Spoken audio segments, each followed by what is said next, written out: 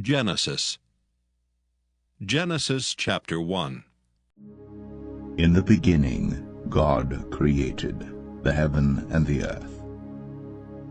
And the earth was without form and void, and darkness was upon the face of the deep. And the Spirit of God moved upon the face of the waters. And God said, "Let there be light." And there was light. And God saw the light, that it was good. And God divided the light from the darkness. And God called the light day, and the darkness he called night. And the evening and the morning were the first day. And God said, "Let there be a firmament in the midst of the waters, and let it divide the waters from the waters." And God made the firmament, and divided the waters which were under the firmament from the waters which were above the firmament. And it was so. And God called the firmament heaven. And the evening and the morning were the second day. And God said, "Let the waters under the heaven be gathered together into one place, and let the dry land appear." And it was so. And God called the dry land earth, and the gathering together of the waters called he seas. And God saw that it was good. And God said, "Let the earth bring forth grass, the herb yielding seed, and the fruit tree yielding fruit after his kind, whose seed is in itself upon the earth." And it was so. And the earth brought forth grass, and herb yielding seed after his kind, and the tree yielding fruit, whose seed was in itself, after his kind. And God saw that it was good. And the evening and the morning were the third day. And God said, "Let there be lights in the firmament of the heaven to divide the day from the night, and let them be for signs and for seasons and for days and years, and let them be for lights in the firmament of the heaven to give light upon the earth." And it was so. And God made two great lights, the greater light to rule the day, and the lesser light to rule the night. He made the stars also. And God set them in the firmament of the heaven to give light upon the earth, and to rule over the day and over the night, and to divide the light from the darkness. And God saw that it was good. And the evening and the morning were the fourth day. And God said, "Let the waters bring forth abundantly the moving creature that hath life, and fowl that it may fly above the earth in the open firmament of heaven." And God created great whales, and every living creature that moveth, which the waters brought forth abundantly after their kind, and every winged fowl after his kind. And God saw that it was good. And God blessed them, saying, "Be fruitful and multiply, and fill the waters in the seas, and let fowl multiply in the earth." And the evening and the morning were the fifth day. And God said, "Let the earth bring forth the living creature after his kind, cattle, and creeping thing, and beast of the earth after his kind." And it was so. And God made the beast of the earth after his kind, and cattle after their kind, and everything that creepeth upon the earth after his kind. And God saw that it was good. And God said, "Let us make man in our image, after our likeness, and let them have dominion over the fish of the sea, and over the fowl of the air, and over the cattle, and over all the earth, and over every creeping thing that creepeth upon the earth." So God created man in his own image. In the image of God created he him. Male and female created he them. And God blessed them. And God said unto them, Be fruitful and multiply, and replenish the earth and subdue it, and have dominion over the fish of the sea, and over the fowl of the air, and over every living thing that moveth upon the earth. And God said, Behold, I have given you every herb-bearing seed which is upon the face of all the earth, and every tree in the which is the fruit of a tree yielding seed. To you it shall be for meat, and to every beast of the earth, and to every fowl of the air, and to everything that creepeth upon the earth, wherein there is life, I have given every green herb for meat. And it was so. And God saw everything that he had made, and behold, it was very good. And the evening and the morning were the sixth day. Genesis chapter 2. Thus the heavens and the earth were finished, and all the host of them. And on the seventh day God ended his work which he had made. And he rested on the seventh day from all his work which he had made. And God blessed the seventh day and sanctified it, because that in it he had rested from all his work which God created and made. These are the generations of the heavens and of the earth when they were created, in the day that the Lord God made the earth and the heavens. And every plant of the field before it was in the earth, and every herb of the field before it grew. For the Lord God had not caused it to rain upon the earth, and there was not a man to till the ground. But there went up a mist from the earth, and watered the whole face of the ground. And the Lord God formed man of the dust of the ground, and breathed into his nostrils the breath of life, and man became a living soul. And the Lord God planted a garden eastward in Eden, and there he put the man whom he had formed.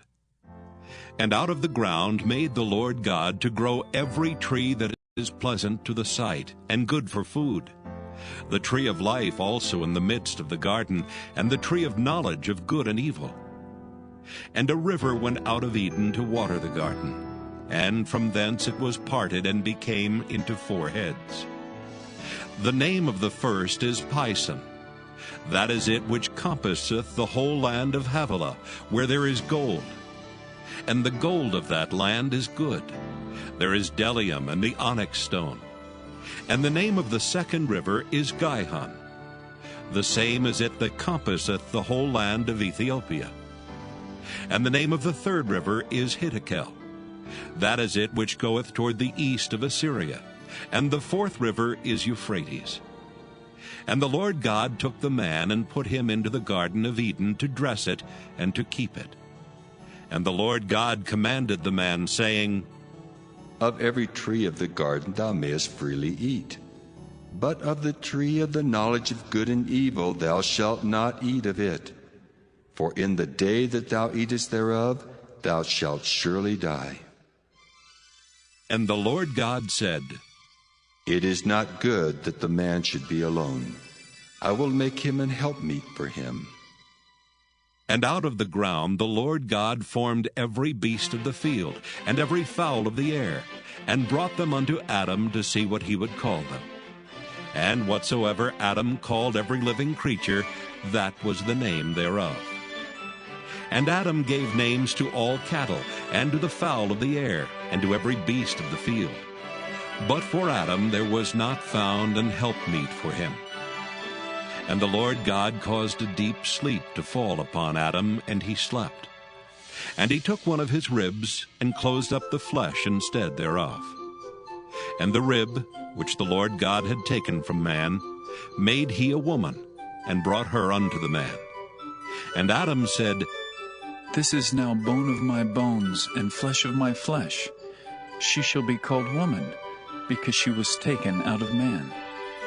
Therefore shall a man leave his father and his mother, and shall cleave unto his wife, and they shall be one flesh. And they were both naked, the man and his wife, and were not ashamed. Genesis chapter 3. Now the serpent was more subtle than any beast of the field which the Lord God had made. And he said unto the woman, Yea, hath God said, Ye shall not eat of every tree of the garden? And the woman said unto the serpent, We may eat of the fruit of the trees of the garden.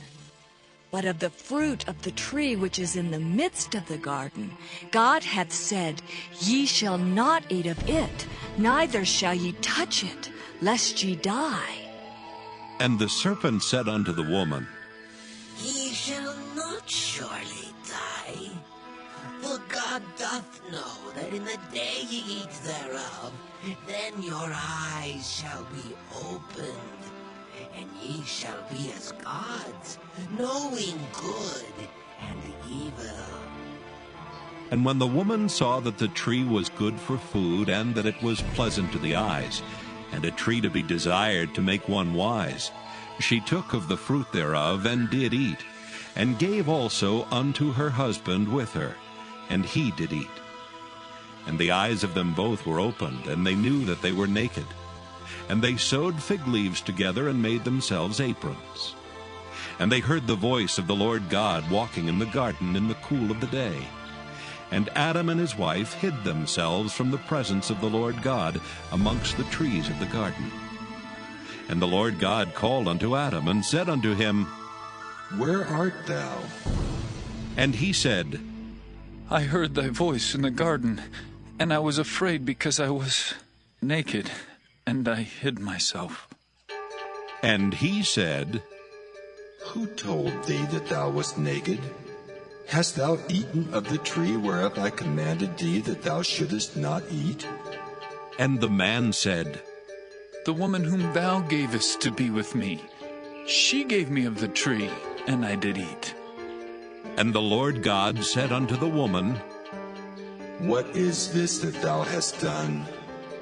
And the woman said, The serpent beguiled me, and I did eat. And the Lord God said unto the serpent, Because thou hast done this, thou art cursed above all cattle, and above every beast of the field. Upon thy belly shalt thou go, and dust shalt thou eat all the days of thy life. And I will put enmity between thee and the woman, and between thy seed and her seed. It shall bruise thy head, and thou shalt bruise his heel. Unto the woman he said, I will greatly multiply thy sorrow and thy conception. In sorrow thou shalt bring forth children, and thy desire shall be to thy husband, and he shall rule over thee. And unto Adam he said, Because thou hast hearkened unto the voice of thy wife, and hast eaten of the tree of which I commanded thee, saying, Thou shalt not eat of it. Cursed is the ground for thy sake. In sorrow shalt thou eat of it all the days of thy life. Thorns also and thistles shall it bring forth to thee, and thou shalt eat the herb of the field. In the sweat of thy face shalt thou eat bread till thou return unto the ground. For out of it wast thou taken. For dust thou art, and unto dust shalt thou return. And Adam called his wife's name Eve, because she was the mother of all living. Unto Adam also and to his wife did the Lord God make coats of skins, and clothed them. And the Lord God said, Behold, the man is become as one of us, to know good and evil.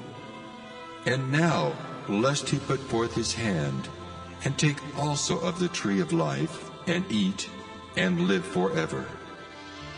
Therefore the Lord God sent him forth from the Garden of Eden to till the ground from whence he was taken. So he drove out the man, and he placed at the east of the Garden of Eden cherubims, and a flaming sword which turned every way to keep the way of the tree of life. Genesis chapter 4. And Adam knew Eve his wife, and she conceived and bare Cain, and said, I have gotten a man from the Lord. And she again bare his brother Abel. And Abel was a keeper of sheep, but Cain was a tiller of the ground. And in the process of time it came to pass that Cain brought of the fruit of the ground an offering unto the Lord. And Abel he also brought of the firstlings of his flock, and of the fat thereof. And the Lord had respect unto Abel and to his offering. But unto Cain and to his offering he had not respect. And Cain was very wroth, and his countenance fell. And the Lord said unto Cain, Why art thou wroth? And why is thy countenance fallen? If thou doest well, shalt thou not be accepted? And if thou doest not well, sin lieth at the door. And unto thee shall be his desire, and thou shalt rule over him. And Cain talked with Abel his brother. And it came to pass, when they were in the field, that Cain rose up against Abel his brother, and slew him. And the Lord said unto Cain, Where is Abel thy brother? And he said, I know not. Am I my brother's keeper? And he said, What hast thou done? The voice of thy brother's blood crieth unto me from the ground. And now art thou cursed from the earth, which hath opened her mouth to receive thy brother's blood from thy hand. When thou tillest the ground, it shall not henceforth yield unto thee her strength. A fugitive and a vagabond shalt thou be in the earth. And Cain said unto the Lord, My punishment is greater than I can bear.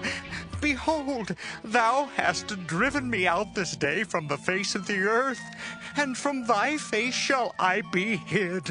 And I shall be a fugitive and a vagabond in the earth. And it shall come to pass that every one that findeth me shall slay me. And the Lord said unto him, Therefore whosoever slayeth Cain, vengeance shall be taken on him sevenfold. And the Lord set a mark upon Cain, lest any finding him should kill him. And Cain went out from the presence of the Lord, and dwelt in the land of Nod on the east of Eden. And Cain knew his wife, and she conceived, and bare Enoch. And he builded a city, and called the name of the city after the name of his son Enoch. And unto Enoch was born Irad. And Irad begat Mehujael. And Mehujael begat Methusael. And Methusael begat Lamech. And Lamech took unto him 2 wives. The name of the one was Ada, and the name of the other Zillah. And Ada bare Jabal. He was the father of such as dwell in tents, and of such as have cattle. And his brother's name was Jubal. He was the father of all such as handle the harp and organ. And Zillah, she also bare Tubal-Cain, an instructor of every artificer in brass and iron. And the sister of Tubal-Cain was Naamah. And Lamech said unto his wives Ada and Zillah, Hear my voice, ye wives of Lamech, hearken unto my speech. For I have slain a man to my wounding, and a young man to my hurt. If Cain shall be avenged sevenfold, truly Lamech 70 and sevenfold. And Adam knew his wife again, and she bare a son, and called his name Seth. For God, said she, hath appointed me another seed, instead of Abel, whom Cain slew. And to Seth, to him also there was born a son, and he called his name Enos. Then began men to call upon the name of the Lord. Genesis chapter 5. This is the book of the generations of Adam. In the day that God created man, in the likeness of God made he him. Male and female created he them, and blessed them, and called their name Adam in the day when they were created. And Adam lived 130 years, and begat a son in his own likeness, after his image, and called his name Seth. And the days of Adam after he had begotten Seth were 800 years, and he begat sons and daughters. And all the days that Adam lived were 930 years, and he died. And Seth lived 105 years, and begat Enos. And Seth lived after he begat Enos 807 years, and begat sons and daughters. And all the days of Seth were 912 years, and he died. And Enos lived 90 years, and begat Cainan. And Enos lived after he begat Cainan 815 years, and begat sons and daughters. And all the days of Enos were 905 years, and he died. And Cainan lived 70 years, and begat Mahalaleel. And Cainan lived after he begat Mahalaleel 840 years, and begat sons and daughters. And all the days of Cainan were 910 years, and he died. And Mahalaleel lived 65 years, and begat Jared. And Mahalaleel lived after he begat Jared 830 years, and begat sons and daughters. And all the days of Mahalaleel were 895 years, and he died. And Jared lived 162 years, and he begat Enoch. And Jared lived after he begat Enoch 800 years, and begat sons and daughters. And all the days of Jared were 962 years, and he died.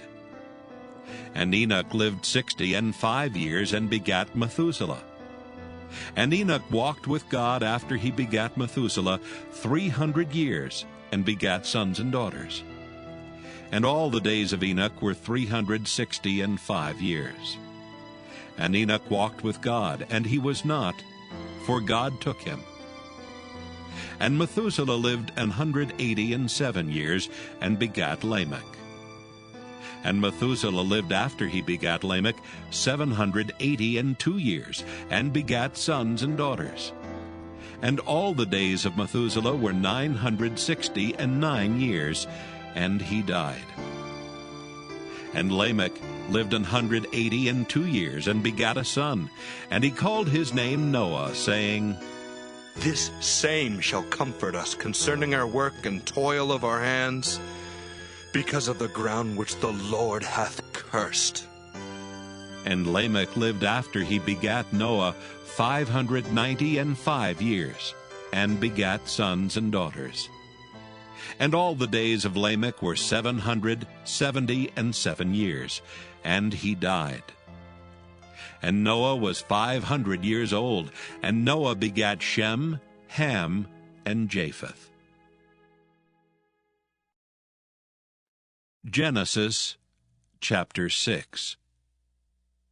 And it came to pass, when men began to multiply on the face of the earth, and daughters were born unto them, that the sons of God saw the daughters of men that they were fair, and they took them wives, all of which they chose. And the Lord said, My spirit shall not always strive with man, for that he also is flesh. Yet his days shall be 120 years. There were giants in the earth in those days, and also after that, when the sons of God came in unto the daughters of men, and they bare children to them. The same became mighty men which were of old, men of renown. And God saw that the wickedness of man was great in the earth, and that every imagination of the thoughts of his heart was only evil continually. And it repented the Lord that he had made man on the earth, and it grieved him at his heart. And the Lord said, I will destroy man whom I have created from the face of the earth, both man and beast, and the creeping things and the fowls of the air, for it repenteth me that I have made them. But Noah found grace in the eyes of the Lord. These are the generations of Noah. Noah was a just man and perfect in his generations, and Noah walked with God.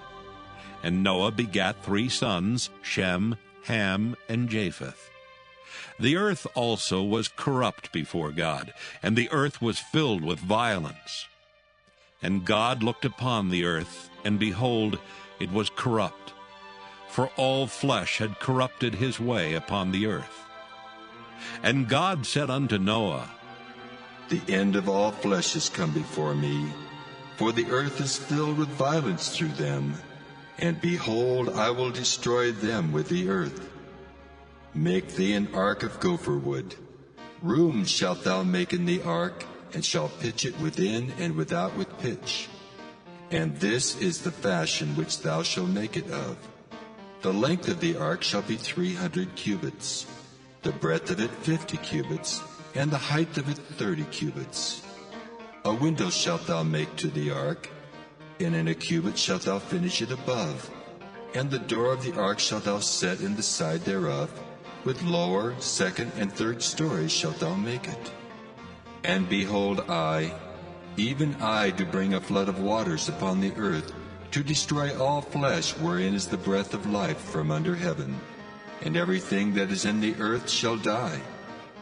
But with thee will I establish my covenant, and thou shalt come into the ark, thou, and thy sons, and thy wife, and thy sons' wives with thee. And of every living thing of all flesh, 2 of every sort shalt thou bring into the ark to keep them alive with thee. They shall be male and female. Of fowls after their kind, and of cattle after their kind. Of every creeping thing of the earth after his kind. 2 of every sort shall come unto thee to keep them alive. And take thou unto thee of all food that is eaten, and thou shalt gather it to thee, and it shall be for food for thee and for them. Thus did Noah. According to all that God commanded him, so did he. Genesis chapter 7. And the Lord said unto Noah, Come thou and all thy house into the ark, for thee have I seen righteous before me in this generation.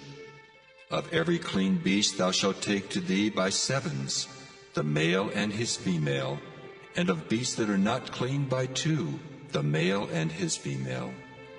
Of fowls also of the air by 7s, the male and the female, to keep seed alive upon the face of all the earth. For yet 7 days, and I will cause it to rain upon the earth 40 days and 40 nights. And every living substance that I have made will I destroy off the face of the earth. And Noah did according unto all that the Lord commanded him. And Noah was 600 years old when the flood of waters was upon the earth. And Noah went in, and his sons, and his wife, and his sons' wives with him into the ark, because of the waters of the flood. Of clean beasts, and of beasts that are not clean, and of fowls, and of everything that creepeth upon the earth, there went in 2 and 2 unto Noah into the ark, the male and the female, as God had commanded Noah. And it came to pass after 7 days that the waters of the flood were upon the earth. In the 600th year of Noah's life, in the 2nd month, the 17th day of the month, the same day were all the fountains of the great deep broken up, and the windows of heaven were opened. And the rain was upon the earth 40 days and 40 nights. In the selfsame day entered Noah, and Shem, and Ham, and Japheth, the sons of Noah, and Noah's wife, and the 3 wives of his sons with them into the ark.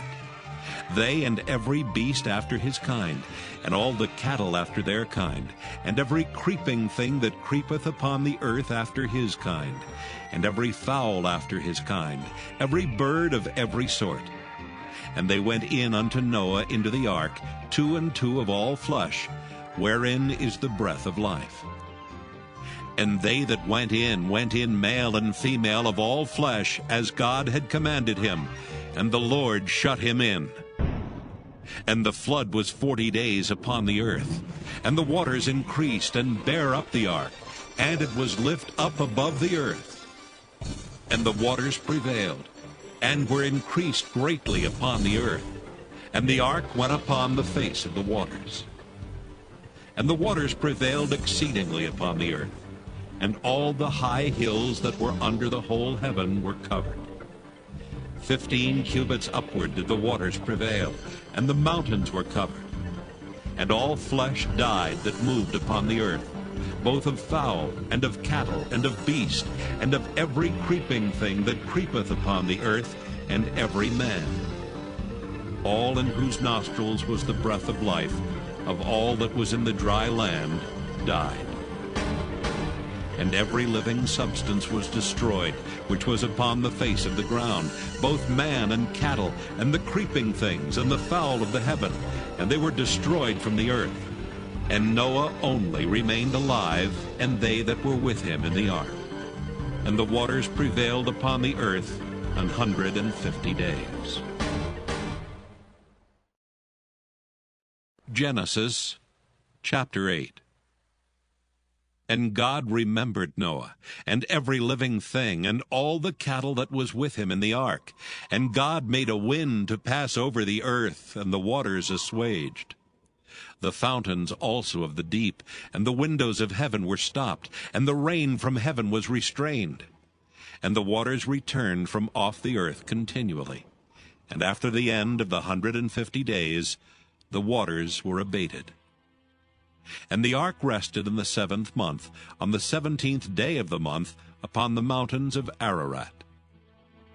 And the waters decreased continually until the 10th month. In the 10th month, on the 1st day of the month, were the tops of the mountains seen. And it came to pass at the end of 40 days that Noah opened the window of the ark which he had made. And he sent forth a raven, which went forth to and fro until the waters were dried up from off the earth. Also he sent forth a dove from him, to see if the waters were abated from off the face of the ground. But the dove found no rest for the sole of her foot, and she returned unto him into the ark. For the waters were on the face of the whole earth. Then he put forth his hand, and took her, and pulled her in unto him into the ark. And he stayed yet other 7 days.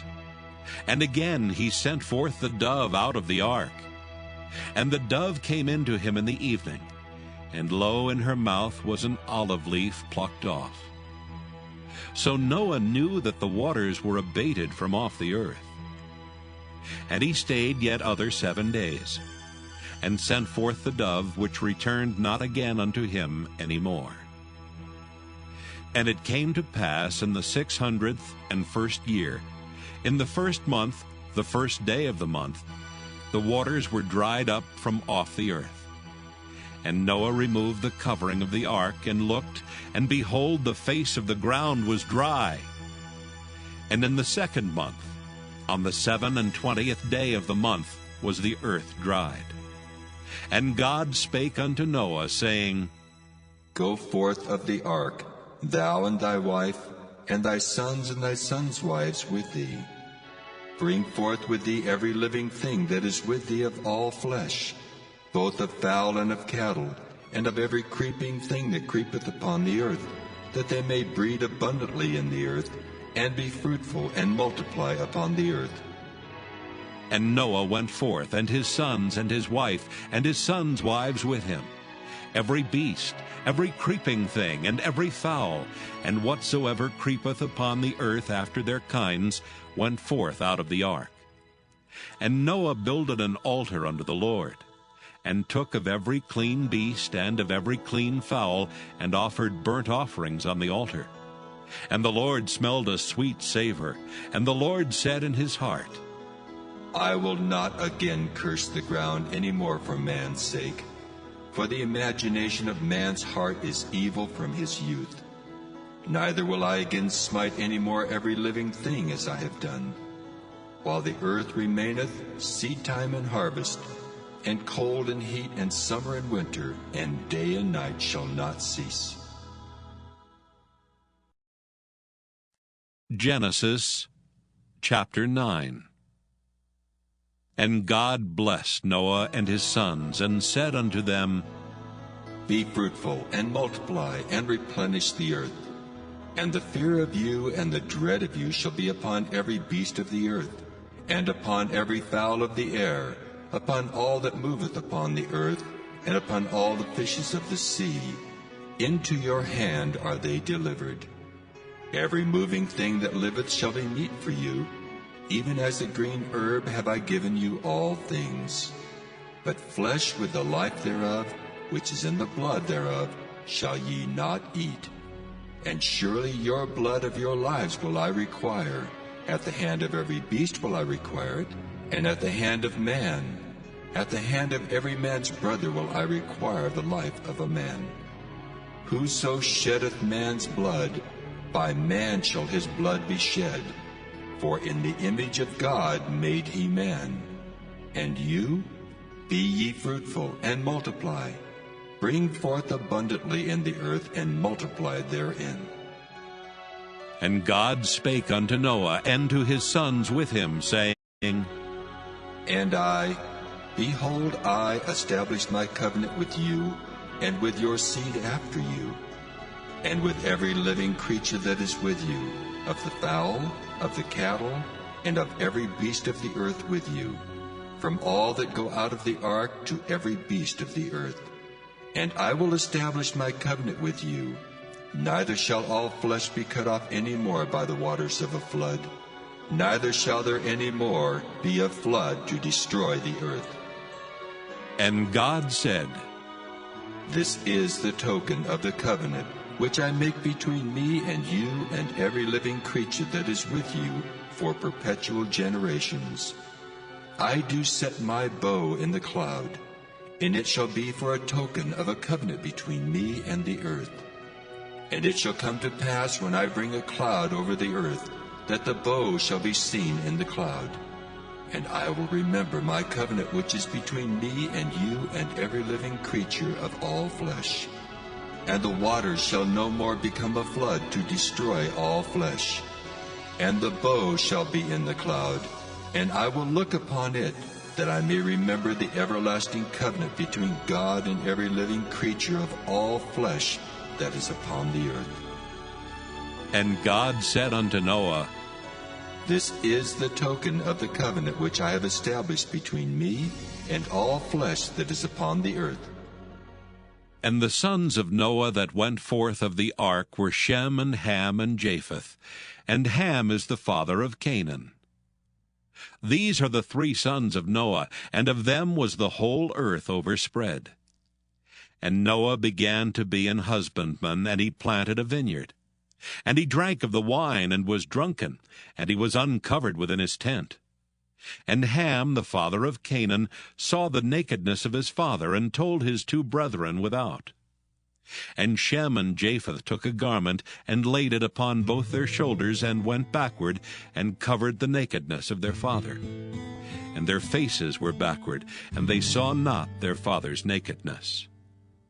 And Noah awoke from his wine, and knew what his younger son had done unto him. And he said, Cursed be Canaan, a servant of servants shall he be unto his brethren. And he said, Blessed be the Lord God of Shem, and Canaan shall be his servant. God shall enlarge Japheth, and he shall dwell in the tents of Shem, and Canaan shall be his servant.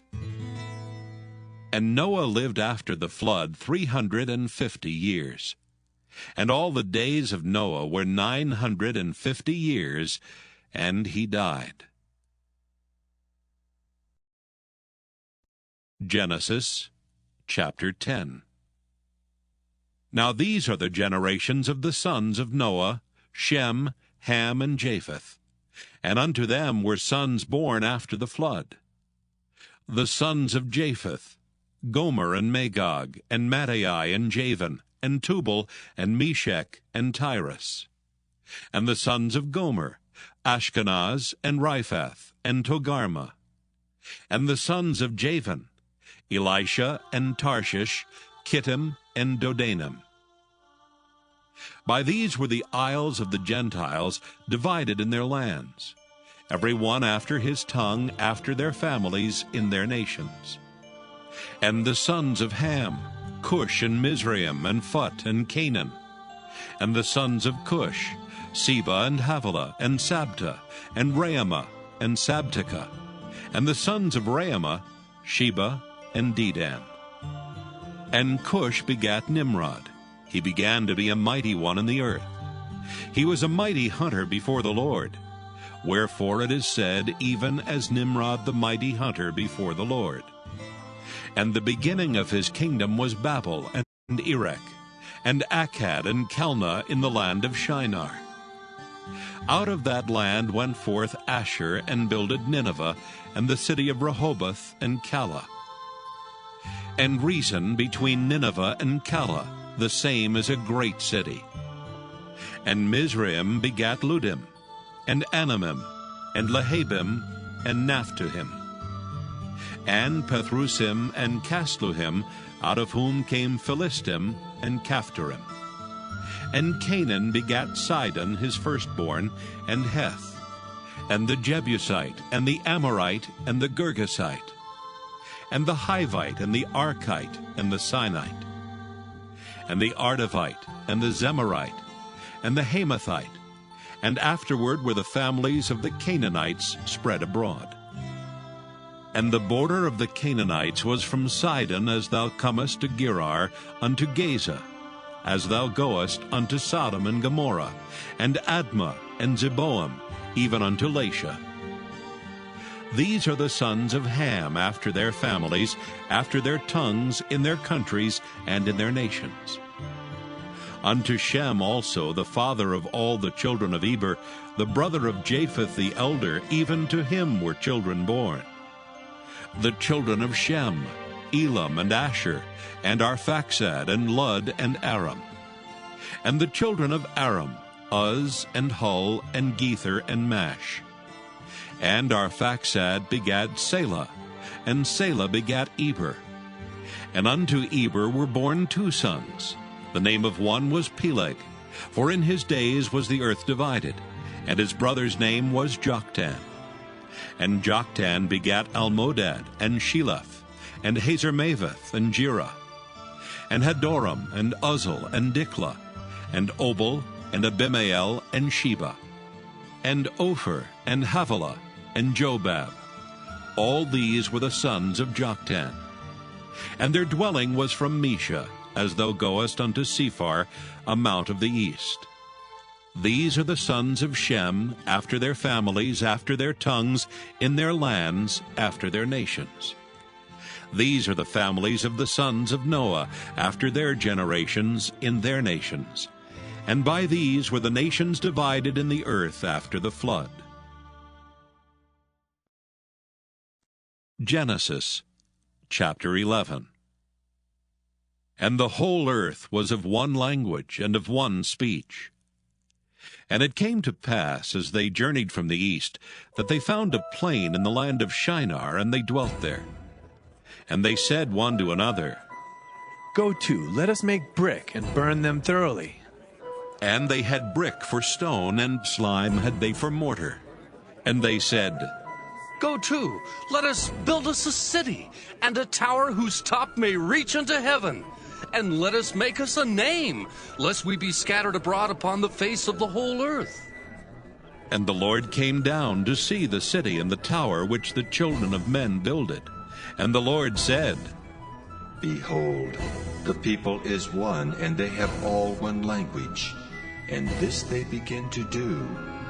And now nothing will be restrained from them which they have imagined to do. Go to, let us go down and there confound their language, that they may not understand one another's speech. So the Lord scattered them abroad from thence upon the face of all the earth, and they left off to build the city. Therefore is the name of it called Babel, because the Lord did there confound the language of all the earth, and from thence did the Lord scatter them abroad upon the face of all the earth. These are the generations of Shem. Shem was 100 years old, and begat Arphaxad 2 years after the flood. And Shem lived after he begat Arphaxad 500 years, and begat sons and daughters. And Arphaxad lived 35 years, and begat Selah. And Arphaxad lived after he begat Selah 403 years, and begat sons and daughters. And Selah lived 30 years, and begat Eber. And Selah lived after he begat Eber 403 years, and begat sons and daughters. And Eber lived 34 years, and begat Peleg.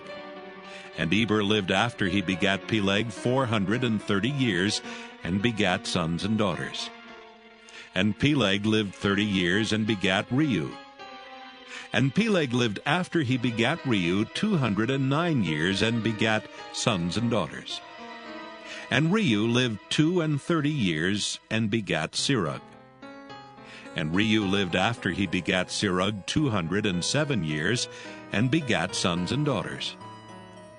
And Serug lived 30 years, and begat Nahor. And Serug lived after he begat Nahor 200 years, and begat sons and daughters. And Nahor lived 29 years, and begat Terah. And Nahor lived after he begat Terah 119 years, and begat sons and daughters. And Terah lived 70 years, and begat Abram, Nahor, and Haran. Now these are the generations of Terah. Terah begat Abram, Nahor, and Haran begat Lot. And Haran died before his father Terah in the land of his nativity, in Ur of the Chaldees. And Abram and Nahor took them wives. The name of Abram's wife was Sarai, and the name of Nahor's wife Milcah, the daughter of Haran, the father of Milcah, and the father of Iscah. But Sarai was barren, she had no child. And Terah took Abram his son, and Lot the son of Haran, his son's son, and Sarai his daughter-in-law, his son Abram's wife, and they went forth with them from Ur of the Chaldees to go into the land of Canaan. And they came unto Haran, and dwelt there. And the days of Terah were 205 years, and Terah died in Haran. Genesis chapter 12. Now the Lord had said unto Abram, Get thee out of thy country, and from thy kindred, and from thy father's house, unto a land that I will show thee. And I will make of thee a great nation, and I will bless thee, and make thy name great, and thou shalt be a blessing. And I will bless them that bless thee, and curse him that curseth thee. And in thee shall all families of the earth be blessed. So Abram departed as the Lord had spoken unto him, and Lot went with him. And Abram was 75 years old when he departed out of Haran. And Abram took Sarai his wife, and Lot his brother's son, and all their substance that they had gathered, and the souls that they had gotten in Haran. And they went forth to go into the land of Canaan, and into the land of Canaan they came. And Abram passed through the land unto the place of Sichem, unto the plain of Moreh. And the Canaanite was then in the land. And the Lord appeared unto Abram, and said, Unto thy seed will I give this land. And there builded he an altar unto the Lord, who appeared unto him. And he removed from thence unto a mountain on the east of Bethel, and pitched his tent, having Bethel on the west, and Hai on the east. And there he builded an altar unto the Lord, and called upon the name of the Lord. And Abram journeyed, going on still toward the south. And there was a famine in the land, and Abram went down into Egypt to sojourn there, for the famine was grievous in the land. And it came to pass, when he was come near to enter into Egypt, that he said unto Sarai his wife, Behold now, I know that thou art a fair woman to look upon. Therefore it shall come to pass, when the Egyptians shall see thee, that they shall say, This is his wife, and they will kill me, but they will save thee alive. Say, I pray thee, thou art my sister, that it may be well with me for thy sake, and my soul shall live because of thee. And it came to pass that when Abram was come into Egypt, the Egyptians beheld the woman, that she was very fair. The princes also of Pharaoh saw her, and commended her before Pharaoh. And the woman was taken into Pharaoh's house. And he entreated Abram well for her sake, And he had sheep and oxen, and he-asses, and men-servants, and maidservants, and she-asses, and camels. And the Lord plagued Pharaoh and his house with great plagues because of Sarai, Abram's wife. And Pharaoh called Abram and said, What is this that thou hast done unto me? Why didst thou not tell me that she was thy wife? Why saidst thou, She is my sister? So I might have taken her to me to wife. Now, therefore, behold thy wife. Take her, and go thy way. And Pharaoh commanded his men concerning him, and they sent him away, and his wife, and all that he had. Genesis chapter 13.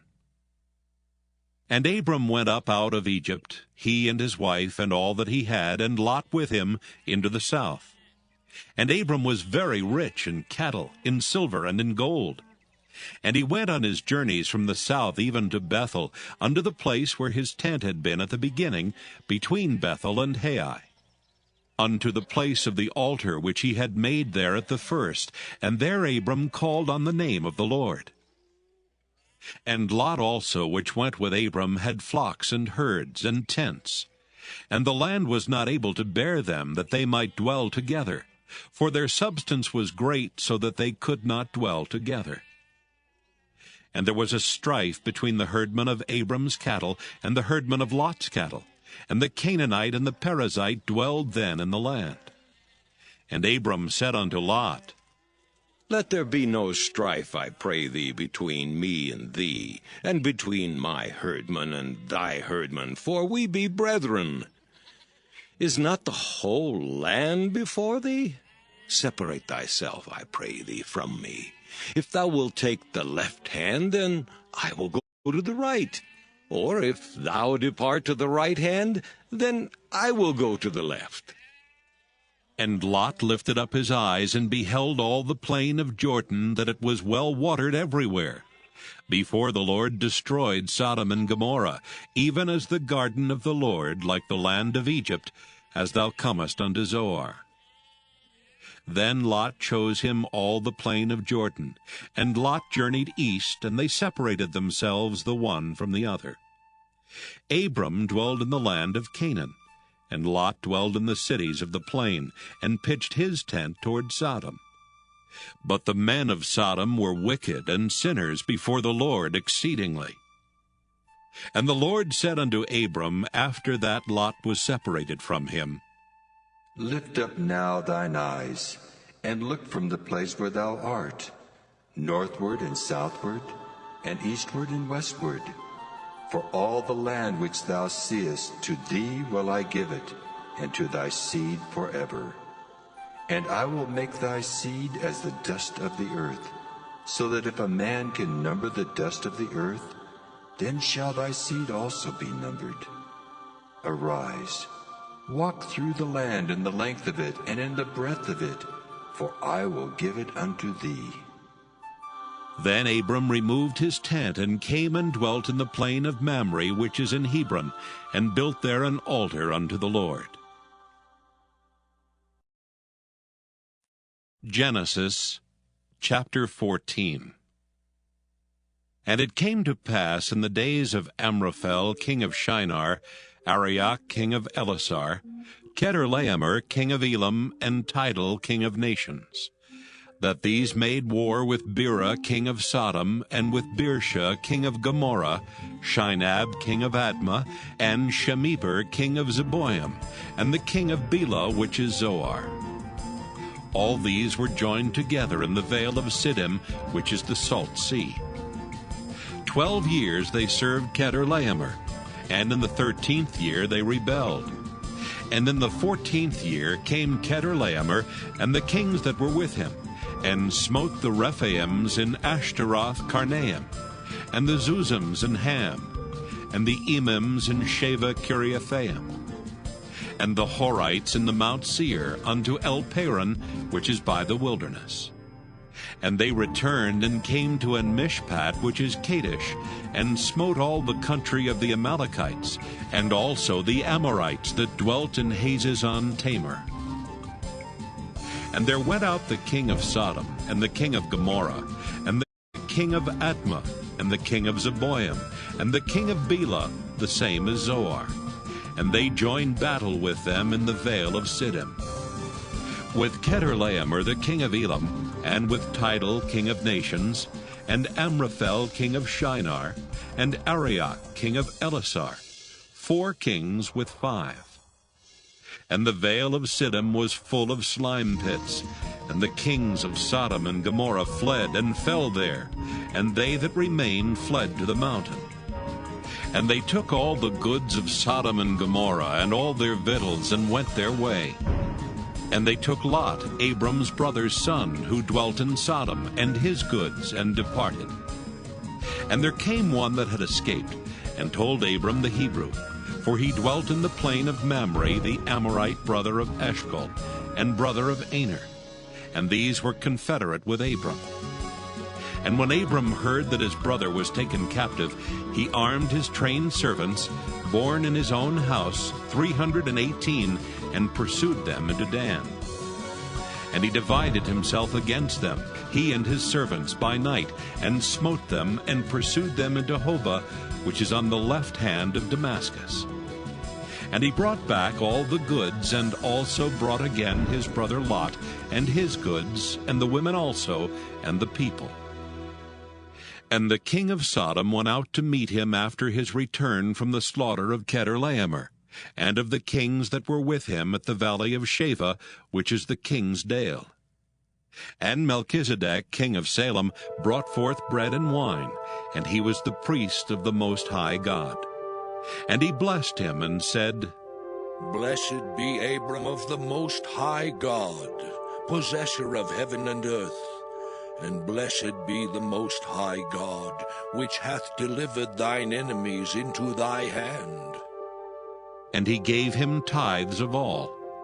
And the king of Sodom said unto Abram, Give me the persons, and take the goods to thyself.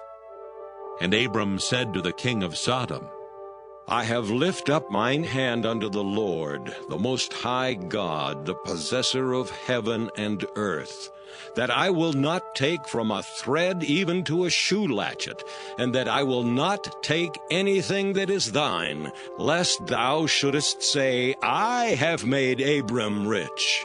Save only that which the young men have eaten, and the portion of the men which went with me, Aner, Eshcol, and Mamre. Let them take their portion. Genesis chapter 15. After these things the word of the Lord came unto Abram in a vision, saying, Fear not, Abram. I am thy shield, and thy exceeding great reward. And Abram said, Lord God, what wilt thou give me, seeing I go childless, and the steward of my house is this Eliezer of Damascus? And Abram said, Behold, to me thou hast given no seed, and lo, one born in my house is mine heir. And behold, the word of the Lord came unto him, saying, This shall not be thine heir, but he that shall come forth out of thine own bowels shall be thine heir. And he brought him forth abroad, and said, Look now toward heaven, and tell the stars if thou be able to number them. And he said unto him, So shall thy seed be. And he believed in the Lord, and he counted it to him for righteousness. And he said unto him, I am the Lord that brought thee out of Ur of the Chaldees, to give thee this land to inherit it. And he said, Lord God, whereby shall I know that I shall inherit it? And he said unto him, Take me an heifer of 3 years old, and a she-goat of 3 years old, and a ram of 3 years old, and a turtle dove, and a young pigeon. And he took unto him all these, and divided them in the midst, and laid each piece one against another. But the birds divided he not. And when the fowls came down upon the carcasses, Abram drove them away. And when the sun was going down, a deep sleep fell upon Abram, and lo, an horror of great darkness fell upon him. And he said unto Abram, Know of a surety that thy seed shall be a stranger in a land that is not theirs, and shall serve them. And they shall afflict them 400 years, and also that nation whom they shall serve will I judge. And afterward shall they come out with great substance. And thou shalt go to thy fathers in peace. Thou shalt be buried in a good old age. But in the 4th generation they shall come hither again, for the iniquity of the Amorites is not yet full. And it came to pass that when the sun went down, and it was dark, behold, a smoking furnace and a burning lamp that passed between those pieces. In the same day the Lord made a covenant with Abram, saying, Unto thy seed have I given this land, from the river of Egypt unto the great river, the river Euphrates. The Kenites, and the Kenizzites, and the Cadmonites, and the Hittites, and the Perizzites, and the Rephaims, and the Amorites, and the Canaanites, and the Girgashites, and the Jebusites. Genesis chapter 16. Now Sarai, Abram's wife, bare him no children, and she had an handmaid, an Egyptian, whose name was Hagar. And Sarai said unto Abram, Behold now, the Lord hath restrained me from bearing. I pray thee, go in unto my maid. It may be that I may obtain children by her. And Abram hearkened to the voice of Sarai. And Sarai, Abram's wife, took Hagar her maid, the Egyptian, after Abram had dwelt 10 years in the land of Canaan, and gave her to her husband Abram to be his wife. And he went in unto Hagar, and she conceived. And when she saw that she had conceived, her mistress was despised in her eyes.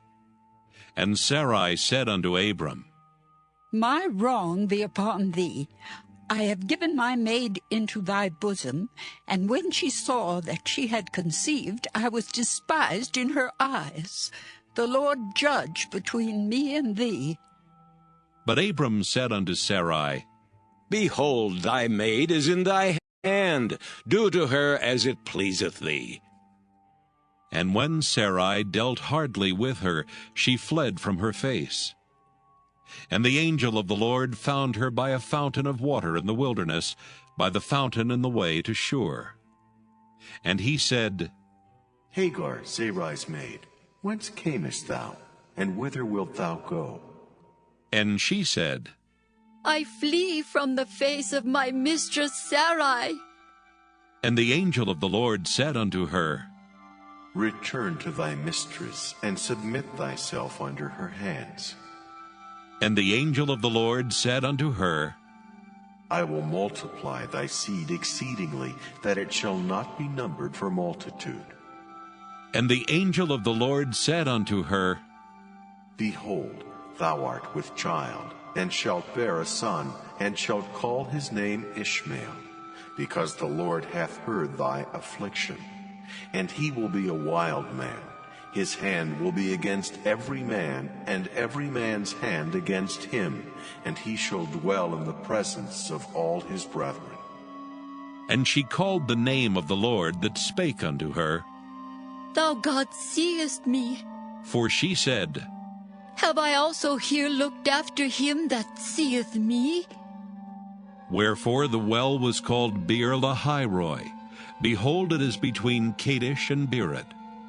And Hagar bare Abram a son, and Abram called his son's name, which Hagar bare, Ishmael. And Abram was 86 years old when Hagar bare Ishmael to Abram. Genesis chapter 17. And when Abram was 90 years old and 9, the Lord appeared to Abram and said unto him, I am the Almighty God. Walk before me and be thou perfect. And I will make my covenant between me and thee, and will multiply thee exceedingly. And Abram fell on his face, and God talked with him, saying, As for me, behold, my covenant is with thee, and thou shalt be a father of many nations. Neither shall thy name any more be called Abram, but thy name shall be Abraham. For a father of many nations have I made thee. And I will make thee exceedingly fruitful, and I will make nations of thee, and kings shall come out of thee.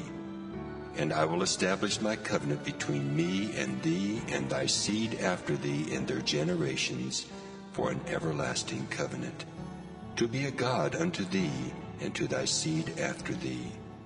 And I will give unto thee and to thy seed after thee the land wherein thou art a stranger, all the land of Canaan, for an everlasting possession, and I will be their God. And God said unto Abraham, Thou shalt keep my covenant therefore, thou and thy seed after thee in their generations. This is my covenant which ye shall keep, between me and you and thy seed after thee. Every man-child among you shall be circumcised. And ye shall circumcise the flesh of your foreskin, and it shall be a token of the covenant betwixt me and you. And he that is 8 days old shall be circumcised among you, every man-child in your generations. He that is born in the house, or bought with money of any stranger which is not of thy seed. He that is born in thy house, and he that is bought with thy money, must needs be circumcised. And my covenant shall be in your flesh for an everlasting covenant. And the uncircumcised man-child, whose flesh of his foreskin is not circumcised, that soul shall be cut off from his people. He hath broken my covenant. And God said unto Abraham, As for Sarai thy wife, thou shalt not call her name Sarai, but Sarah shall her name be. And I will bless her, and give thee a son also of her. Yea, I will bless her, and she shall be a mother of nations. Kings of people shall be of her. Then Abraham fell upon his face and laughed, and said in his heart, Shall a child be born unto him that is 100 years old? And shall Sarah that is 90 years old bear? And Abraham said unto God, Oh, that Ishmael might live before thee. And God said, Sarah thy wife shall bear thee a son indeed, and thou shalt call his name Isaac. And I will establish my covenant with him for an everlasting covenant, and with his seed after him. And as for Ishmael, I have heard thee.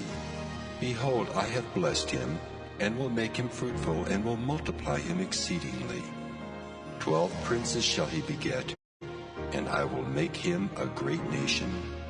But my covenant will I establish with Isaac, which Sarah shall bear unto thee at this set time in the next year. And he left off talking with him, and God went up from Abraham.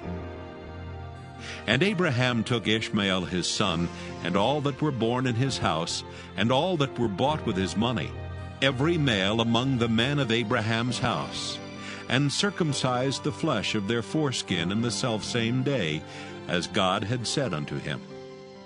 And Abraham was 90 years old and 9 when he was circumcised in the flesh of his foreskin.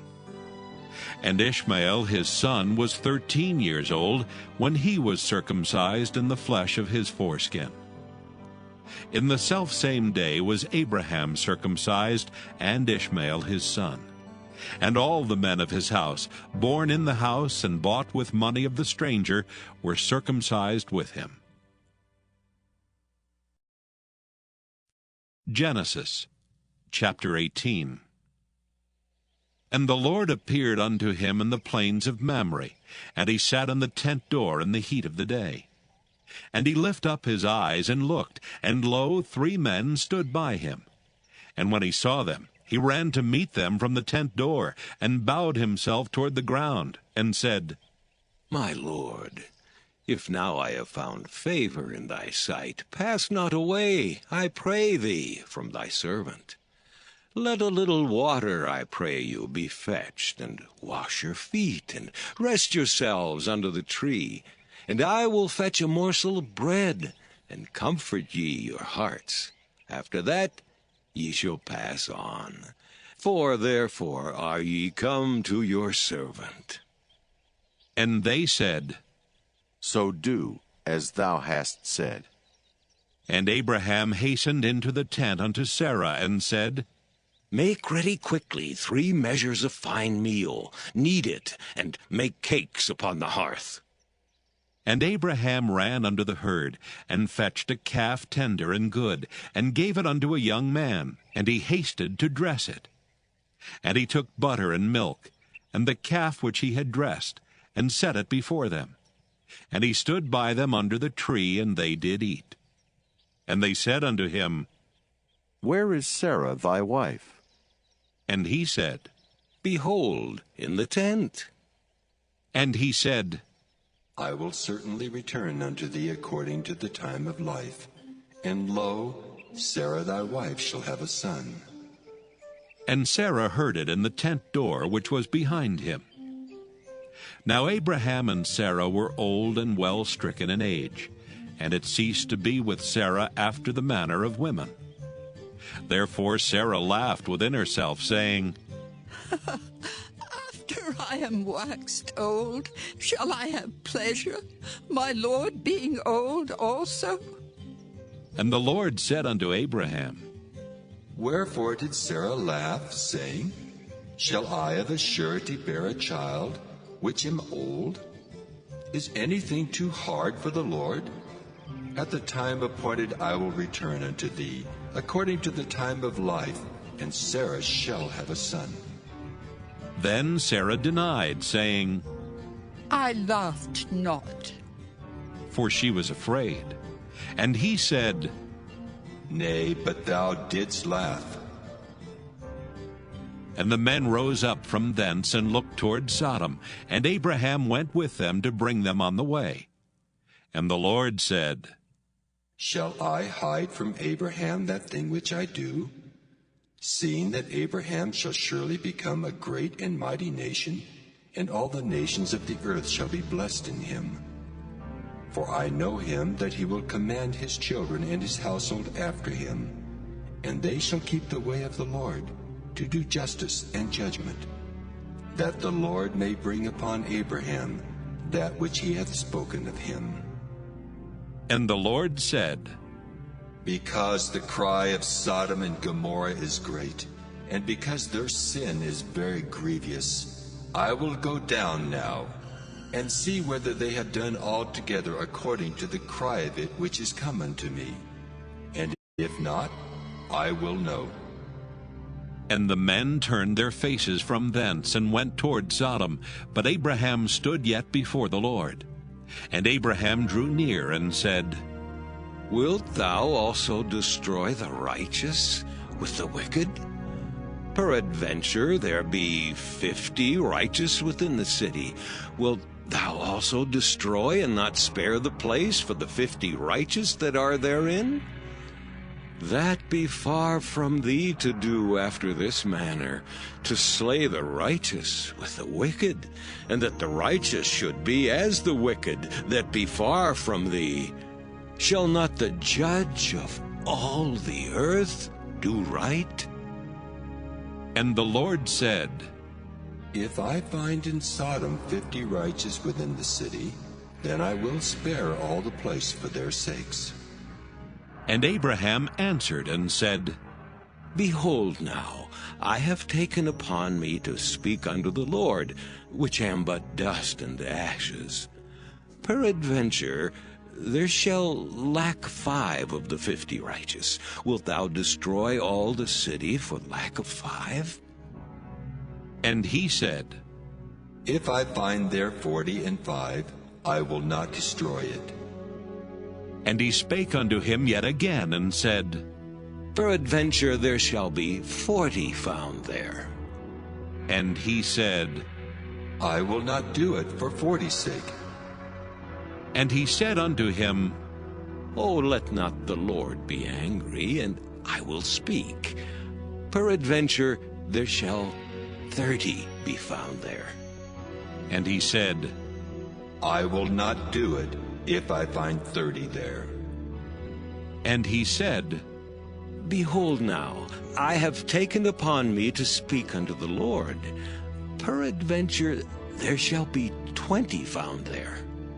And he said, I will not destroy it for 20's sake. And he said, Oh, let not the Lord be angry, and I will speak yet but this once. Peradventure 10 shall be found there. And he said, I will not destroy it for 10's sake. And the Lord went his way as soon as he had left communing with Abraham, and Abraham returned unto his place. Genesis chapter 19. And there came 2 angels to Sodom at even. And Lot sat in the gate of Sodom. And Lot, seeing them, rose up to meet them, and he bowed himself with his face toward the ground. And he said, Behold now, my lords, turn in, I pray you, into your servant's house, and tarry all night, and wash your feet. And ye shall rise up early, and go on your ways. And they said, Nay, but we will abide in the street all night. And he pressed upon them greatly, and they turned in unto him, and entered into his house. And he made them a feast, and did bake unleavened bread, and they did eat. But before they lay down, the men of the city, even the men of Sodom, compassed the house round, both old and young, all the people from every quarter. And they called unto Lot, and said unto him, Where are these men which came into thee this night? Bring them out unto us, that we may know them. And Lot went out at the door unto them, and shut the door after him, and said, I pray you, brethren, do not so wickedly. Behold now, I have 2 daughters which have not known man. Let me, I pray you, bring them out unto you, and do ye to them as is good in your eyes. Only unto these men do nothing, for therefore came they under the shadow of my roof. And they said, Stand back. And they said again, This one fellow came in to sojourn. Ha! And he will needs be a judge? Now, will we deal worse with thee than with them? And they pressed sore upon the man, even Lot, and came near to break the door. But the men put forth their hand, and pulled Lot into the house to them, and shut to the door. And they smote the men that were at the door of the house with blindness, both small and great, so that they wearied themselves to find the door. And the men said unto Lot, Hast thou here any besides? Son-in-law, and thy sons, and thy daughters, and whatsoever thou hast in the city, bring them out of this place. For we will destroy this place, because the cry of them is waxen great before the face of the Lord, and the Lord hath sent us to destroy it. And Lot went out, and spake unto his sons-in-law, which married his daughters, and said, Up, get out of this place, for the Lord will destroy this city. But he seemed as one that mocked unto his sons-in-law. And when the morning arose, then the angels hastened Lot, saying, Arise, take thy wife and thy 2 daughters which are here, lest thou be consumed in the iniquity of the city. And while he lingered, the men laid hold upon his hand, and upon the hand of his wife, and upon the hand of his 2 daughters, the Lord being merciful unto him. And they brought him forth, and set him without the city. And it came to pass, when they had brought them forth abroad, that he said, Escape for thy life. Look not behind thee, neither stay thou in all the plain. Escape to the mountain, lest thou be consumed. And Lot said unto them, Oh, not so, my lord. Behold now, thy servant hath found grace in thy sight, and thou hast magnified thy mercy, which thou hast showed unto me in saving my life. and I cannot escape to the mountain, lest some evil take me, and I die. Behold now, this city is near to flee unto, and it is a little one. Oh, let me escape thither. Is it not a little one? And my soul shall live. And he said unto him, See, I have accepted thee concerning this thing also, that I will not overthrow this city for the which thou hast spoken. Haste thee, escape thither, for I cannot do anything till thou be come thither. Therefore the name of the city was called Zoar. The sun was risen upon the earth when Lot entered into Zoar. Then the Lord rained upon Sodom and upon Gomorrah brimstone and fire from the Lord out of heaven. And he overthrew those cities, and all the plain, and all the inhabitants of the cities, and that which grew upon the ground. But his wife looked back from behind him, and she became a pillar of salt. And Abraham gat up early in the morning to the place where he stood before the Lord. And he looked toward Sodom and Gomorrah, and toward all the land of the plain, and beheld, and lo, the smoke of the country went up as the smoke of a furnace. And it came to pass, when God destroyed the cities of the plain, that God remembered Abraham, and sent Lot out of the midst of the overthrow, when he overthrew the cities in the which Lot dwelt. And Lot went up out of Zoar, and dwelt in the mountain, and his 2 daughters with him. For he feared to dwell in Zoar, and he dwelt in a cave, he and his 2 daughters. And the firstborn said unto the younger, Our father is old, and there is not a man in the earth to come in unto us after the manner of all the earth. Come, let us make our father drink wine, and we will lie with him, that we may preserve the seed of our father. And they made their father drink wine that night. And the firstborn went in and lay with her father. And he perceived not when she lay down, nor when she arose. And it came to pass on the morrow that the firstborn said unto the younger, Behold, I lay yesternight with my father. Let us make him drink wine this night also, and go thou in and lie with him, that we may preserve seed of our father. And they made their father drink wine that night also. And the younger arose and lay with him. And he perceived not when she lay down, nor when she arose. Thus were both the daughters of Lot with child by their father. And the firstborn bare a son, and called his name Moab. The same is the father of the Moabites unto this day. And the younger, she also bare a son, and called his name Ben-Ammi. The same is the father of the children of Ammon unto this day. Genesis chapter 20. And Abraham journeyed from thence toward the south country, and dwelled between Kadesh and Shur, and sojourned in Gerar. And Abraham said of Sarah his wife, She is my sister. And Abimelech king of Gerar sent and took Sarah. But God came to Abimelech in a dream by night, and said to him, Behold, thou art but a dead man for the woman which thou hast taken, for she is a man's wife. But Abimelech had not come near her, and he said, Lord, wilt thou slay also a righteous nation? Said he not unto me, She is my sister, and she, even she herself said, He is my brother. In the integrity of my heart and innocency of my hands have I done this. And God said unto him in a dream, Yea, I know that thou didst this in the integrity of thy heart, for I also withheld thee from sinning against me. Therefore suffered I thee not to touch her. Now therefore restore the man his wife, for he is a prophet, and he shall pray for thee, and thou shalt live. And if thou restore her not, know thou that thou shalt surely die, thou and all that are thine.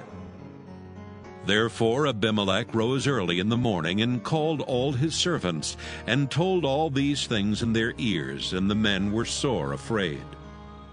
Then Abimelech called Abraham, and said unto him, What hast thou done unto us? And what have I offended thee, that thou hast brought on me and on my kingdom a great sin? Thou hast done deeds unto me that ought not to be done. And Abimelech said unto Abraham, What sawest thou, that thou hast done this thing? And Abraham said, Because I thought, surely the fear of God is not in this place, and they will slay me for my wife's sake. And yet indeed she is my sister. She's the daughter of my father, but not the daughter of my mother. And she became my wife. And it came to pass, when God caused me to wander from my father's house, that I said unto her, This is thy kindness, which thou shalt show unto me. At every place whither we shall come, say of me, He is my brother. And Abimelech took sheep and oxen and men servants and women servants, and gave them unto Abraham, and restored him Sarah his wife. And Abimelech said, Behold, my land is before thee. Dwell where it pleaseth thee. And unto Sarah he said, Behold, I have given thy brother 1,000 pieces of silver. Behold, he is to thee a covering of the eyes, unto all that are with thee, and with all other. Thus she was reproved. So Abraham prayed unto God, and God healed Abimelech and his wife and his maidservants, and they bare children. For the Lord had fast closed up all the wombs of the house of Abimelech because of Sarah, Abraham's wife. Genesis chapter 21. And the Lord visited Sarah as he had said, and the Lord did unto Sarah as he had spoken. For Sarah conceived and bare Abraham a son in his old age, at the set time of which God had spoken to him. And Abraham called the name of his son that was born unto him, whom Sarah bare to him, Isaac. And Abraham circumcised his son Isaac, being 8 days old, as God had commanded him. And Abraham was 100 years old when his son Isaac was born unto him. And Sarah said, God hath made me to laugh, so that all that hear will laugh with me. And she said, Who would have said unto Abraham that Sarah should have given children suck? For I have borne him a son in his old age. And the child grew and was weaned, and Abraham made a great feast the same day that Isaac was weaned. And Sarah saw the son of Hagar the Egyptian, which she had borne unto Abraham, mocking. Wherefore she said unto Abraham, Cast out this bondwoman and her son. For the son of this bondwoman shall not be heir with my son, even with Isaac. And the thing was very grievous in Abraham's sight because of his son. And God said unto Abraham, Let it not be grievous in thy sight because of the lad and because of thy bondwoman. In all that Sarah hath said unto thee, hearken unto her voice. For in Isaac shall thy seed be called, and also of the son of the bondwoman will I make a nation, because he is thy seed. And Abraham rose up early in the morning, and took bread and a bottle of water, and gave it unto Hagar, putting it on her shoulder, and the child, and sent her away. And she departed, and wandered in the wilderness of Beersheba. And the water was spent in the bottle, and she cast the child under one of the shrubs. And she went and sat her down over against him a good way off, as it were a bowshot. For she said, Let me not see the death of the child. And she sat over against him, and lifted up her voice, and wept. And God heard the voice of the lad, and the angel of God called to Hagar out of heaven, and said unto her, What aileth thee, Hagar? Fear not, for God hath heard the voice of the lad where he is. Arise, lift up the lad, and hold him in thine hand, for I will make him a great nation. And God opened her eyes, and she saw a well of water, and she went and filled the bottle with water and gave the lad drink. And God was with the lad, and he grew and dwelt in the wilderness and became an archer. And he dwelt in the wilderness of Paran, and his mother took him a wife out of the land of Egypt. And it came to pass at that time that Abimelech and Phicol, the chief captain of his host, spake unto Abraham, saying, God is with thee in all that thou doest. Now therefore swear unto me here by God that thou wilt not deal falsely with me, nor with my son, nor with my son's son, but according to the kindness that I have done unto thee, thou shalt do unto me, and to the land wherein thou hast sojourned. And Abraham said, I will swear. And Abraham reproved Abimelech because of a well of water, which Abimelech's servants had violently taken away. And Abimelech said, I wot not who hath done this thing, neither didst thou tell me, neither yet heard I of it, but today. And Abraham took sheep and oxen and gave them unto Abimelech, and both of them made a covenant. And Abraham set 7 ewe lambs of the flock by themselves. And Abimelech said unto Abraham, What mean these 7 ewe lambs which thou hast set by themselves? And he said, For these 7 ewe lambs shalt thou take of my hand, that they may be a witness unto me, that I have digged this well. Wherefore he called that place Beersheba, because there they sware both of them. Thus they made a covenant at Beersheba. Then Abimelech rose up, and Phicol, the chief captain of his host, and they returned into the land of the Philistines. And Abraham planted a grove in Beersheba, and called there on the name of the Lord, the everlasting God. And Abraham sojourned in the Philistines' land many days. Genesis chapter 22. And it came to pass after these things that God did tempt Abraham, and said unto him, Abraham. And he said, Behold, here I am. And he said, Take now thy son, thine only son Isaac, whom thou lovest, and get thee into the land of Moriah, and offer him there for a burnt offering upon one of the mountains, which I will tell thee of.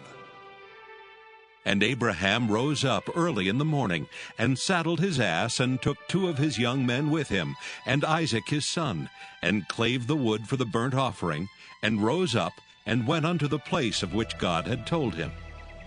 Then on the 3rd day Abraham lifted up his eyes, and saw the place afar off.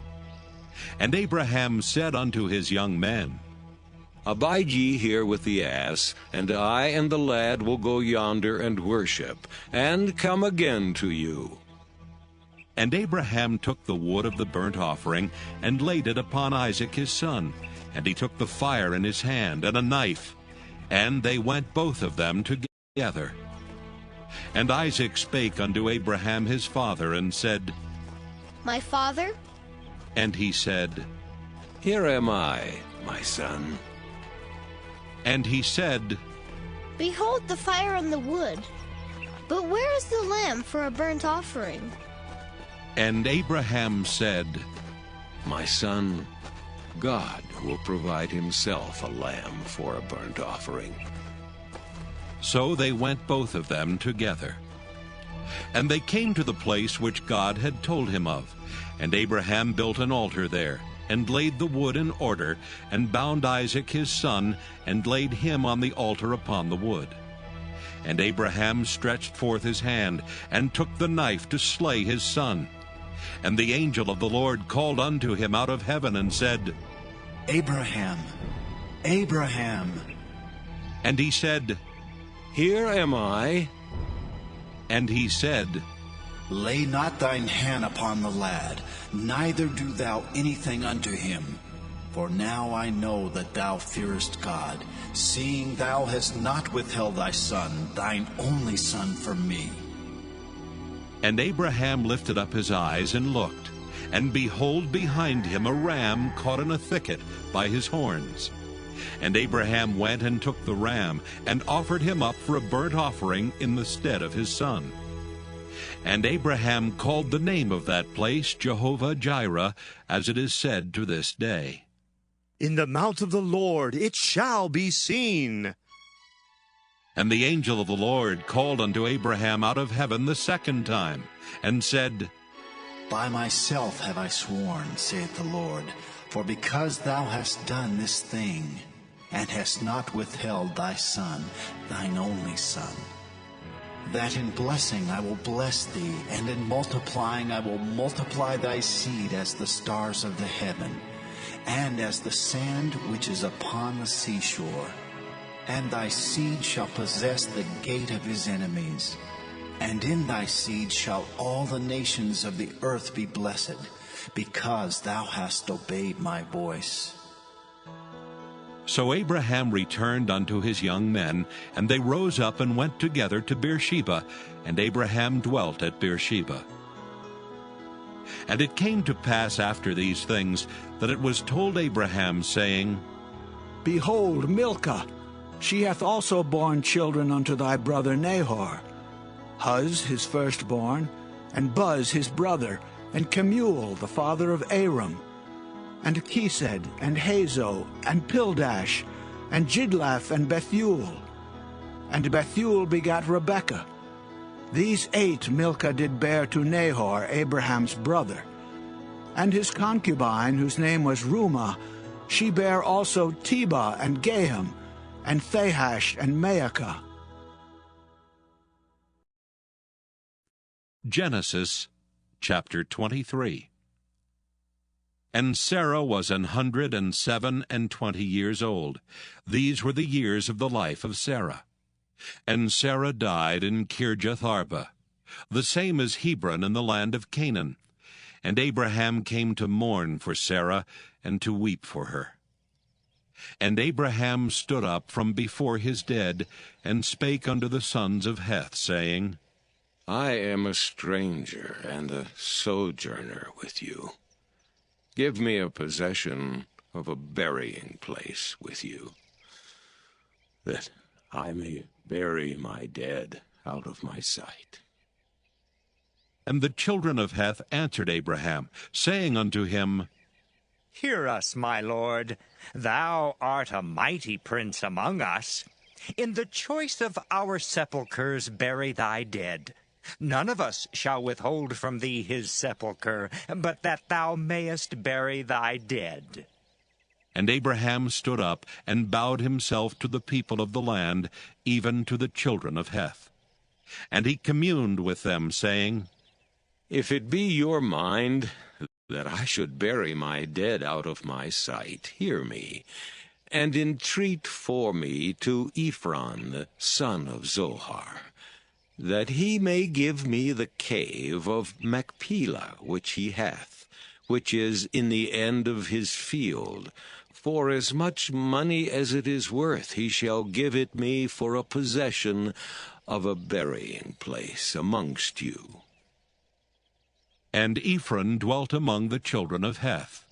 And Ephron the Hittite answered Abraham in the audience of the children of Heth, even of all that went in at the gate of his city, saying, Nay, my lord, hear me. The field give I thee, and the cave that is therein I give it thee. In the presence of the sons of my people give I it thee. Bury thy dead.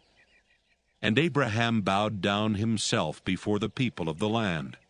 And he spake unto Ephron in the audience of the people of the land, saying, But if thou wilt give it, I pray thee, hear me. I will give thee money for the field. Take it of me, and I will bury my dead there. And Ephron answered Abraham, saying unto him, My lord, hearken unto me. The land is worth 400 shekels of silver. What is that betwixt me and thee? Bury therefore thy dead.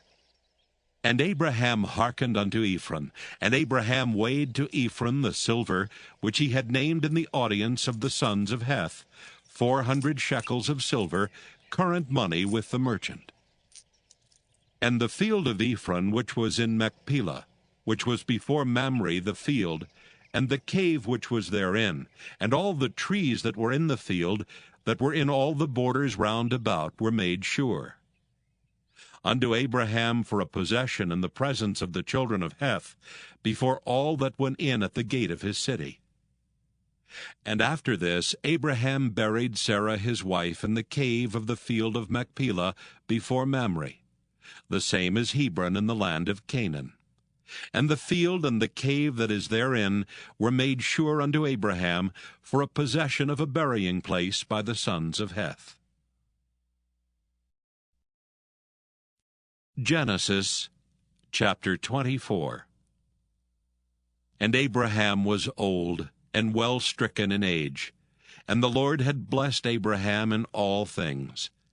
And Abraham said unto his eldest servant of his house, that ruled over all that he had, Put, I pray thee, thy hand under my thigh, and I will make thee swear by the Lord, the God of heaven, and the God of the earth, that thou shalt not take a wife unto my son of the daughters of the Canaanites, among whom I dwell, but thou shalt go unto my country and to my kindred, and take a wife unto my son Isaac. And the servant said unto him, Peradventure the woman will not be willing to follow me unto this land.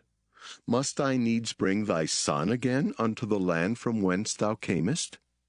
And Abraham said unto him, Beware thou that thou bring not my son thither again. The Lord God of heaven, which took me from my father's house and from the land of my kindred, and which spake unto me, and that sware unto me, saying, Unto thy seed will I give this land. He shall send his angel before thee, and thou shalt take a wife unto my son from thence. And if the woman will not be willing to follow thee, then thou shalt be clear from this my oath. Only bring not my son thither again. And the servant put his hand under the thigh of Abraham his master, and sware to him concerning that matter. And the servant took 10 camels of the camels of his master, and departed. For all the goods of his master were in his hand. And he arose, and went to Mesopotamia, unto the city of Nahor. And he made his camels to kneel down without the city, by a well of water at the time of the evening, even the time that women go out to draw water. And he said, O Lord God of my master Abraham, I pray thee, send me good speed this day, and show kindness unto my master Abraham. Behold, I stand here by the well of water, and the daughters of the men of the city come out to draw water. And let it come to pass that the damsel to whom I shall say, Let down thy pitcher, I pray thee, that I may drink. And she shall say, Drink. And I will give thy camels drink also. Let the same be she that thou hast appointed for thy servant Isaac. And thereby shall I know that thou hast showed kindness unto my master. And it came to pass, before he had done speaking, that behold, Rebekah came out, who was born to Bethuel, son of Milcah, the wife of Nahor, Abraham's brother, with her pitcher upon her shoulder. And the damsel was very fair to look upon, a virgin, neither had any man known her. And she went down to the well, and filled her pitcher, and came up. And the servant ran to meet her, and said, Let me, I pray thee, drink a little water of thy pitcher. And she said, Drink, my lord. And she hasted, and let down her pitcher upon her hand, and gave him drink. And when she had done giving him drink, she said, I will draw water for thy camels also, until they have done drinking. And she hasted, and emptied her pitcher into the trough, and ran again unto the well to draw water, and drew for all his camels. And the man wondering at her held his peace, to wit whether the Lord had made his journey prosperous or not. And it came to pass, as the camels had done drinking, that the man took a golden earring of 1/2 shekel weight, and 2 bracelets for her hands of 10 shekels weight of gold, and said, Whose daughter art thou? Tell me, I pray thee, is there room in thy father's house for us to lodge in? And she said unto him, I am the daughter of Bethuel, the son of Milcah, which she bare unto Nahor. She said moreover unto him, We have both straw and provender enough, and room to lodge in. And the man bowed down his head and worshipped the Lord.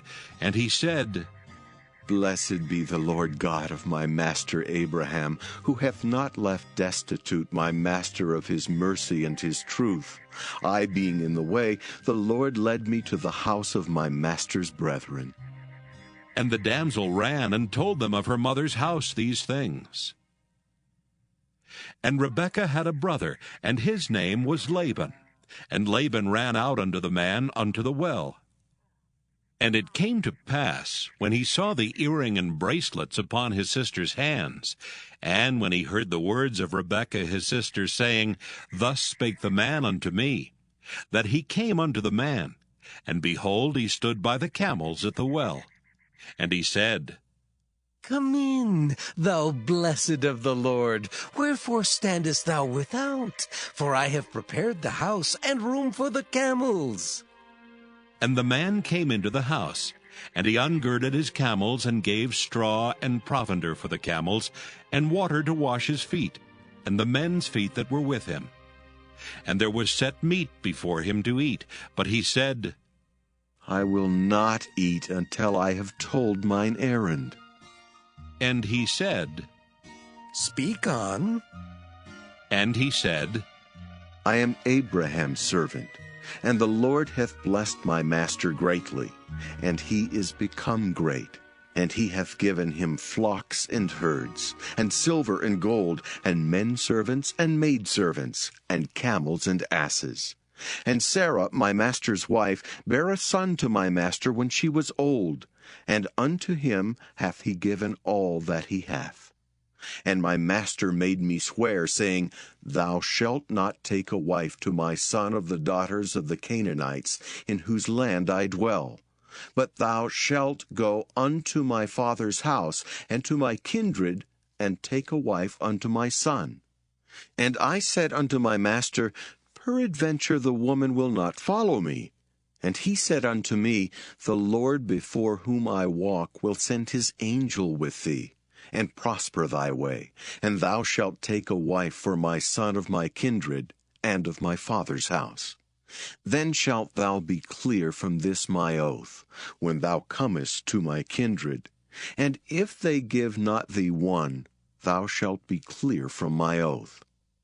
And I came this day unto the well, and said, O Lord God of my master Abraham, if now thou do prosper my way which I go, behold, I stand by the well of water.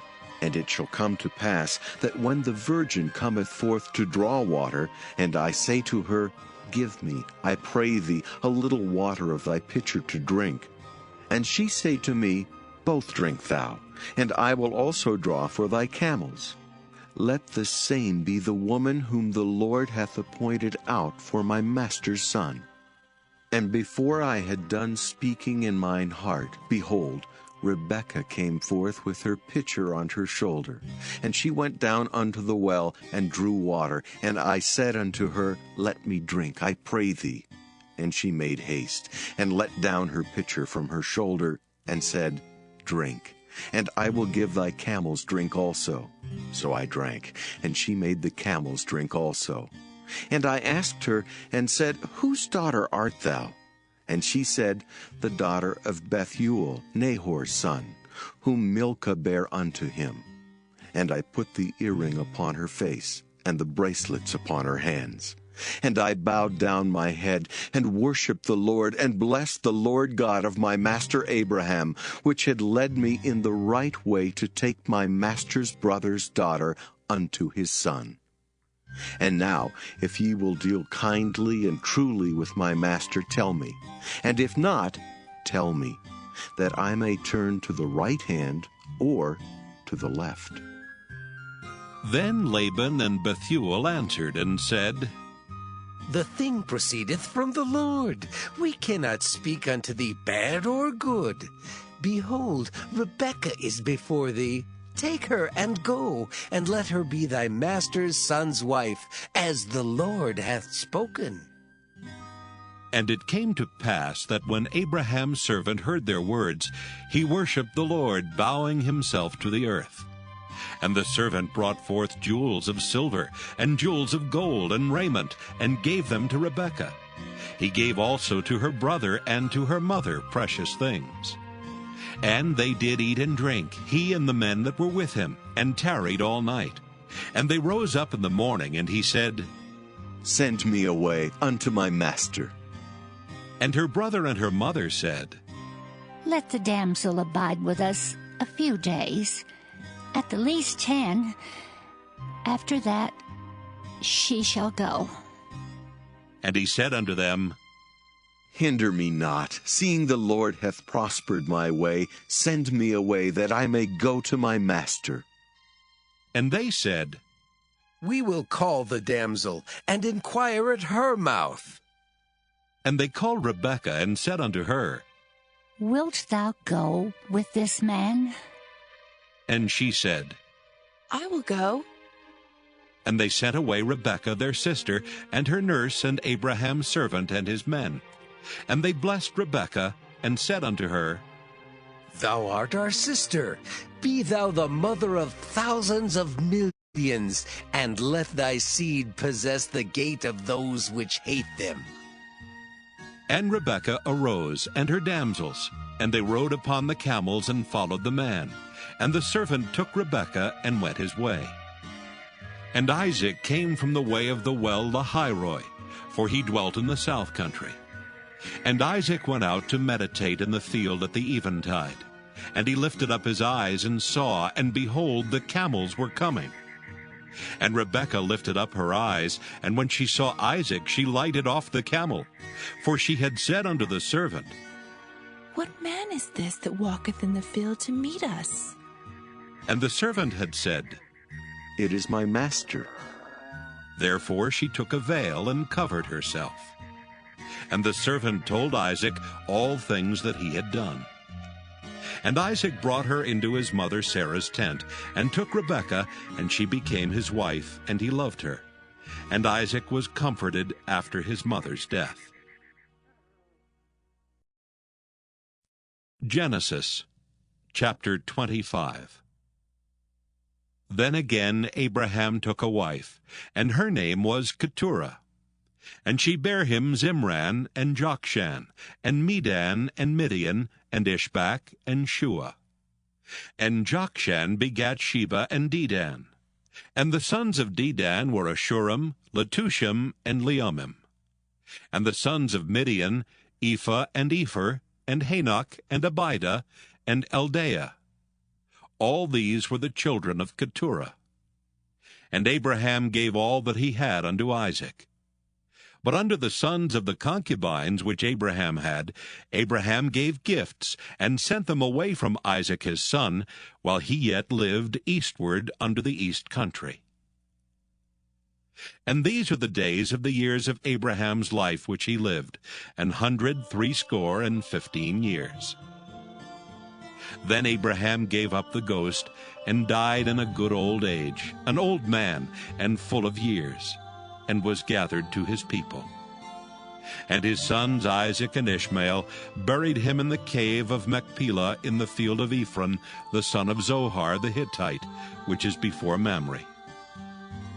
The field which Abraham purchased of the sons of Heth, there was Abraham buried, and Sarah his wife. And it came to pass after the death of Abraham that God blessed his son Isaac, and Isaac dwelt by the well Lahairoi. Now these are the generations of Ishmael, Abraham's son, whom Hagar the Egyptian, Sarah's handmaid, bare unto Abraham. And these are the names of the sons of Ishmael, by their names according to their generations. The firstborn of Ishmael, Nebajoth, and Kedar, and Abdiel, and Mibsam, and Mishma, and Duma, and Massa, Hadar, and Tema, Jeter, Naphish, and Kedemah. These are the sons of Ishmael, and these are their names by their towns and by their castles, 12 princes according to their nations. And these are the years of the life of Ishmael, 137 years. And he gave up the ghost and died, and was gathered unto his people. And they dwelt from Havilah unto Shur, that is before Egypt, as thou goest toward Assyria. And he died in the presence of all his brethren. And these are the generations of Isaac, Abraham's son. Abraham begat Isaac. And Isaac was 40 years old when he took Rebekah to wife, the daughter of Bethuel the Syrian of Padan Aram, the sister to Laban the Syrian. And Isaac entreated the Lord for his wife, because she was barren. And the Lord was entreated of him, and Rebekah his wife conceived. And the children struggled together within her, and she said, If it be so, why am I thus? And she went to inquire of the Lord. And the Lord said unto her, 2 nations are in thy womb, and 2 manner of people shall be separated from thy bowels. And the one people shall be stronger than the other people, and the elder shall serve the younger. And when her days to be delivered were fulfilled, behold, there were twins in her womb. And the first came out red all over like an hairy garment, and they called his name Esau. And after that came his brother out, and his hand took hold on Esau's heel, and his name was called Jacob. And Isaac was 80 years old when she bare them. And the boys grew, and Esau was a cunning hunter, a man of the field, and Jacob was a plain man, dwelling in tents. And Isaac loved Esau, because he did eat of his venison, but Rebekah loved Jacob. And Jacob sawed pottage, and Esau came from the field, and he was faint. And Esau said to Jacob, Feed me, I pray thee, with that same red pottage, for I am faint. Therefore was his name called Edom. And Jacob said, Sell me this day thy birthright. And Esau said, Behold, I am at the point to die. And what profit shall this birthright do to me? And Jacob said, Swear to me this day. And he sware unto him, and he sold his birthright unto Jacob. Then Jacob gave Esau bread and pottage of lentils, and he did eat and drink, and rose up and went his way. Thus Esau despised his birthright. Genesis chapter 26. And there was a famine in the land, beside the first famine that was in the days of Abraham. And Isaac went unto Abimelech, king of the Philistines, unto Gerar. And the Lord appeared unto him, and said, Go not down into Egypt. Dwell in the land which I shall tell thee of. Sojourn in this land, and I will be with thee, and will bless thee, for unto thee and unto thy seed I will give all these countries. And I will perform the oath which I sware unto Abraham thy father. And I will make thy seed to multiply as the stars of heaven, and will give unto thy seed all these countries. And in thy seed shall all the nations of the earth be blessed, because that Abraham obeyed my voice, and kept my charge, my commandments, my statutes, and my laws. And Isaac dwelt in Gerar. And the men of the place asked him of his wife. And he said, She is my sister. For he feared to say, She is my wife, lest, said he, the men of the place should kill me for Rebekah. Because she was fair to look upon. And it came to pass, when he had been there a long time, that Abimelech, king of the Philistines, looked out at a window and saw, and behold, Isaac was sporting with Rebekah his wife. And Abimelech called Isaac and said, Behold, of a surety she is thy wife. And how saidst thou, She is my sister? And Isaac said unto him, Because I said, Lest I die for her. And Abimelech said, What is this thou hast done unto us? One of the people might lightly have lain with thy wife, and thou shouldest have brought guiltiness upon us. And Abimelech charged all his people, saying, He that toucheth this man or his wife shall surely be put to death. Then Isaac sowed in that land, and received in the same year 100-fold, and the Lord blessed him. And the man waxed great, and went forward, and grew until he became very great. For he had possession of flocks, and possession of herds, and great store of servants, and the Philistines envied him. For all the wells which his father's servants had digged in the days of Abraham his father, the Philistines had stopped them, and filled them with earth. And Abimelech said unto Isaac, Go from us, for thou art much mightier than we. And Isaac departed thence, and pitched his tent in the valley of Gerar, and dwelt there. And Isaac digged again the wells of water, which they had digged in the days of Abraham his father. For the Philistines had stopped them after the death of Abraham. And he called their names after the names by which his father had called them. And Isaac's servants digged in the valley, and found there a well of springing water. And the herdmen of Gerar did strive with Isaac's herdmen, saying, The water is ours. And he called the name of the well Esek, because they strove with him. And they digged another well, and strove for that also, and he called the name of it Sitnah. And he removed from thence, and digged another well. And for that they strove not, and he called the name of it Rehoboth. And he said, For now the Lord hath made room for us, and we shall be fruitful in the land. And he went up from thence to Beersheba. And the Lord appeared unto him the same night, and said, I am the God of Abraham thy father. Fear not, for I am with thee, and will bless thee, and multiply thy seed for my servant Abraham's sake. And he builded an altar there, and called upon the name of the Lord, and pitched his tent there. And there Isaac's servants digged a well. Then Abimelech went to him from Gerar, and Ahuzzath one of his friends, and Phicol the chief captain of his army. And Isaac said unto them, Wherefore come ye to me, seeing ye hate me, and have sent me away from you? And they said, We saw certainly that the Lord was with thee, and we said, Let there be now an oath betwixt us, even betwixt us and thee, and let us make a covenant with thee, that thou wilt do us no hurt, as we have not touched thee, and as we have done unto thee nothing but good, and have sent thee away in peace. Thou art now the blessed of the Lord. And he made them a feast, and they did eat and drink. And they rose up betimes in the morning, and sware one to another. And Isaac sent them away, and they departed from him in peace.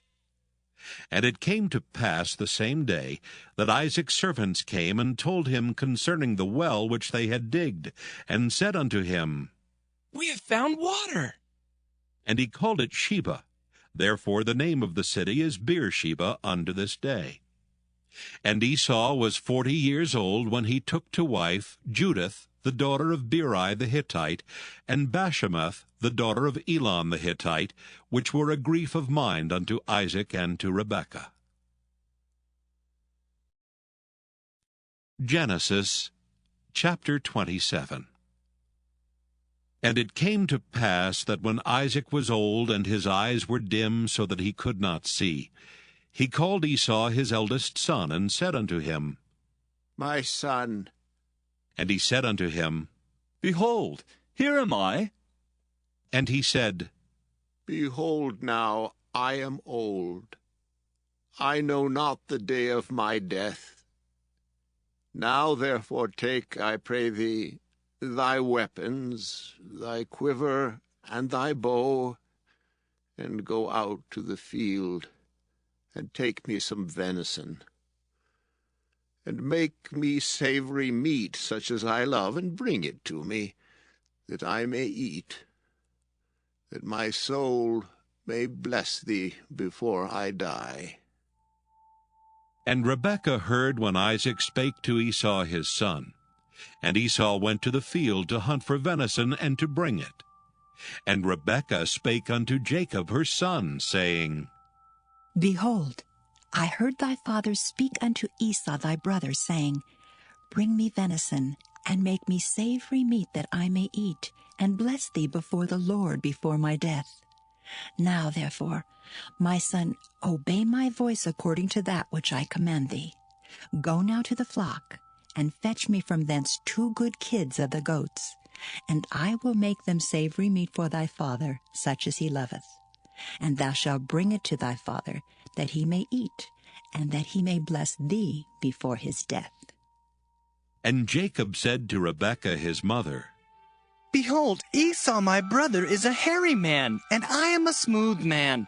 My father peradventure will feel me, and I shall seem to him as a deceiver, and I shall bring a curse upon me, and not a blessing. And his mother said unto him, Upon me be thy curse, my son. Only obey my voice, and go fetch me them. And he went and fetched, and brought them to his mother. And his mother made savory meat such as his father loved. And Rebekah took goodly raiment of her eldest son Esau, which were with her in the house, and put them upon Jacob her younger son. And she put the skins of the kids of the goats upon his hands, and upon the smooth of his neck. And she gave the savory meat and the bread which she had prepared into the hand of her son Jacob. And he came unto his father, and said, My father! And he said, Here am I. Who art thou, my son? And Jacob said unto his father, I am Esau, thy firstborn. I have done according as thou badest me. Arise, I pray thee, sit and eat of my venison, that thy soul may bless me. And Isaac said unto his son, How is it thou hast found it so quickly, my son? And he said, Because the Lord thy God brought it to me. And Isaac said unto Jacob, Come near, I pray thee, that I may feel thee, my son, whether thou be my very son Esau or not. And Jacob went near unto Isaac his father, and he felt him, and said, The voice is Jacob's voice, but the hands are the hands of Esau. And he discerned him not, because his hands were hairy, as his brother Esau's hands. So he blessed him, and he said, Art thou my very son Esau? And he said, I am. And he said, Bring it near to me, and I will eat of my son's venison, that my soul may bless thee. And he brought it near to him, and he did eat. And he brought him wine, and he drank. And his father Isaac said unto him, Come near now, and kiss me, my son. And he came near and kissed him. And he smelled the smell of his raiment, and blessed him, and said, See, the smell of my son is as the smell of a field which the Lord hath blessed. Therefore God give thee of the dew of heaven, and the fatness of the earth, and plenty of corn and wine. Let people serve thee, and nations bow down to thee. Be Lord over thy brethren, and let thy mother's sons bow down to thee. Cursed be every one that curseth thee, and blessed be he that blesseth thee. And it came to pass, as soon as Isaac had made an end of blessing Jacob, and Jacob was yet scarce gone out from the presence of Isaac his father, that Esau his brother came in from his hunting. And he also had made savory meat, and brought it unto his father, and said unto his father, Let my father arise, and eat of his son's venison, that thy soul may bless me. And Isaac his father said unto him, Who art thou? And he said, I am thy son, thy firstborn Esau. And Isaac trembled very exceedingly, and said, Who? Where is he that hath taken venison and brought it me? And I have eaten of all before thou camest, and have blessed him. Yea, and he shall be blessed. And when Esau heard the words of his father, he cried with a great and exceeding bitter cry, and said unto his father, Bless me, even me also, O my father. And he said, Thy brother came with subtlety, and hath taken away thy blessing. And he said, Is he not rightly named Jacob? For he hath supplanted me these 2 times. He took away my birthright, and behold, now he hath taken away my blessing. And he said, Hast thou not reserved a blessing for me? And Isaac answered and said unto Esau, Behold, I have made him thy lord, and all his brethren have I given to him for servants, and with corn and wine have I sustained him. And what shall I do now unto thee, my son? And Esau said unto his father, Hast thou but one blessing, my father? Bless me, even me also, O my father. And Esau lifted up his voice and wept. And Isaac his father answered and said unto him, Behold, thy dwelling shall be the fatness of the earth, and of the dew of heaven from above. And by thy sword shalt thou live, and shalt serve thy brother. And it shall come to pass, when thou shalt have the dominion, that thou shalt break his yoke from off thy neck. And Esau hated Jacob because of the blessing wherewith his father blessed him. And Esau said in his heart, The days of mourning for my father are at hand. Then will I slay my brother Jacob. And these words of Esau her elder son were told to Rebekah. And she sent and called Jacob her younger son, and said unto him, Behold, thy brother Esau, as touching thee, doth comfort himself, proposing to kill thee. Now therefore, my son, obey my voice, and arise. Flee thou to Laban my brother, to Haran, and tarry with him a few days, until thy brother's fury turn away, until thy brother's anger turn away from thee, and he forget that which thou hast done to him. Then I will send and fetch thee from thence. Why should I be deprived also of you both in one day? And Rebekah said to Isaac, I am weary of my life because of the daughters of Heth. If Jacob take a wife of the daughters of Heth, such as these, which are of the daughters of the land, what good shall my life do me? Genesis chapter 28. And Isaac called Jacob, and blessed him, and charged him, and said unto him, Thou shalt not take a wife of the daughters of Canaan. Arise, go to Padan Aram, to the house of Bethuel, thy mother's father, and take thee a wife from thence of the daughters of Laban, thy mother's brother. And God Almighty bless thee, and make thee fruitful, and multiply thee, that thou mayst be a multitude of people, and give thee the blessing of Abraham to thee and to thy seed with thee, that thou mayst inherit the land wherein thou art a stranger, which God gave unto Abraham. And Isaac sent away Jacob, and he went to Padan Aram unto Laban, son of Bethuel the Syrian, the brother of Rebekah, Jacob's and Esau's mother. When Esau saw that Isaac had blessed Jacob, and sent him away to Padan Aram to take him a wife from thence, and that as he blessed him he gave him a charge, saying, Thou shalt not take a wife of the daughters of Canaan. And that Jacob obeyed his father and his mother, and was gone to Padan Aram. And Esau, seeing that the daughters of Canaan pleased not Isaac his father, then went Esau unto Ishmael, and took unto the wives which he had Mahalath the daughter of Ishmael, Abraham's son, the sister of Nebajoth, to be his wife. And Jacob went out from Beersheba, and went toward Haran. And he lighted upon a certain place, and tarried there all night, because the sun was set. And he took of the stones of that place, and put them for his pillows, and lay down in that place to sleep. And he dreamed, and behold, a ladder set up on the earth, and the top of it reached to heaven, and behold, the angels of God ascending and descending on it. And behold, the Lord stood above it, and said, I am the Lord God of Abraham thy father, and the God of Isaac. The land whereon thou liest, to thee will I give it, and to thy seed. And thy seed shall be as the dust of the earth, and thou shalt spread abroad to the west, and to the east, and to the north, and to the south.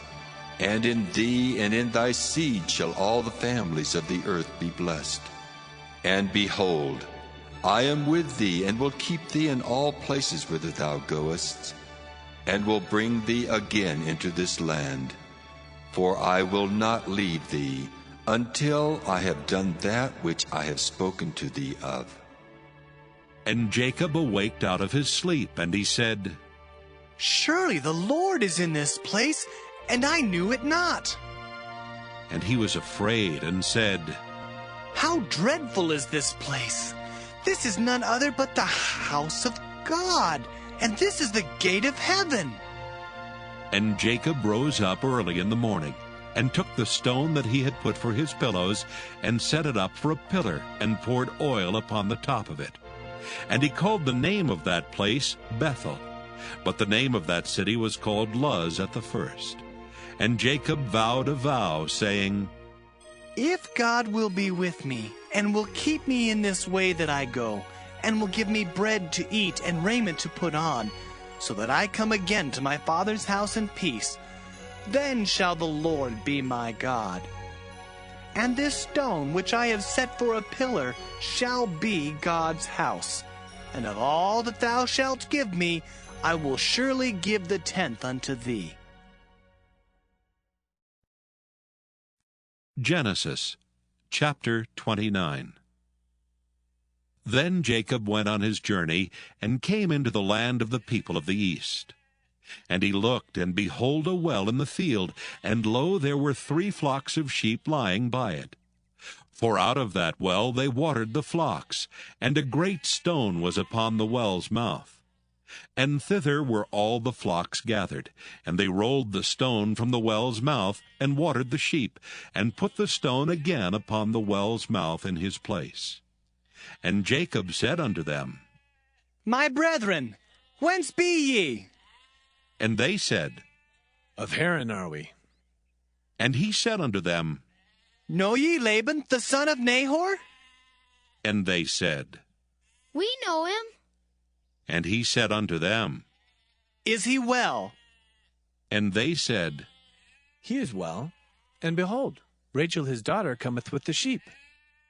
And he said, Lo, it is yet high day, neither is it time that the cattle should be gathered together. Water ye the sheep, and go and feed them. And they said, We cannot until all the flocks be gathered together, until they roll the stone from the well's mouth. Then we water the sheep. And while he yet spake with them, Rachel came with her father's sheep, for she kept them. And it came to pass, when Jacob saw Rachel, the daughter of Laban his mother's brother, and the sheep of Laban his mother's brother, that Jacob went near, and rolled the stone from the well's mouth, and watered the flock of Laban his mother's brother. And Jacob kissed Rachel, and lifted up his voice, and wept. And Jacob told Rachel that he was her father's brother, and that he was Rebekah's son. And she ran and told her father. And it came to pass, when Laban heard the tidings of Jacob his sister's son, that he ran to meet him, and embraced him, and kissed him, and brought him to his house. And he told Laban all these things. And Laban said unto him, Surely thou art my bone and my flesh. And he abode with him the space of a month. And Laban said unto Jacob, Because thou art my brother, shouldst thou therefore serve me for naught? Tell me, what shall thy wages be? And Laban had 2 daughters. The name of the elder was Leah, and the name of the younger was Rachel. Leah was tender-eyed, but Rachel was beautiful and well-favored. And Jacob loved Rachel, and said, I will serve thee 7 years for Rachel, thy younger daughter. And Laban said, It is better that I give her to thee, than I should give her to another man. Abide with me. And Jacob served 7 years for Rachel, and they seemed unto him but a few days, for the love he had to her. And Jacob said unto Laban, Give me my wife, for my days are fulfilled, that I may go in unto her. And Laban gathered together all the men of the place, and made a feast. And it came to pass in the evening, that he took Leah his daughter, and brought her to him, and he went in unto her. And Laban gave unto his daughter Leah Zilpah his maid for an handmaid. And it came to pass that in the morning, behold, it was Leah. And he said to Laban, What is this thou hast done unto me? Did not I serve with thee for Rachel? Wherefore then hast thou beguiled me? And Laban said, It must not be so done in our country, to give the younger before the firstborn. Fulfill her week, and we will give thee this also for the service which thou shalt serve with me yet 7 other years. And Jacob did so, and fulfilled her week, and he gave him Rachel his daughter to wife also. And Laban gave to Rachel his daughter Bilhah his handmaid to be her maid. And he went in also unto Rachel, and he loved also Rachel more than Leah, and served with him yet 7 other years. And when the Lord saw that Leah was hated, he opened her womb, but Rachel was barren. And Leah conceived and bare a son, and she called his name Reuben, for she said, Surely the Lord hath looked upon my affliction. Now, therefore, my husband will love me. And she conceived again, and bare a son, and said, Because the Lord hath heard that I was hated, he hath therefore given me this son also. And she called his name Simeon. And she conceived again, and bare a son, and said, Now this time will my husband be joined unto me, because I have borne him 3 sons.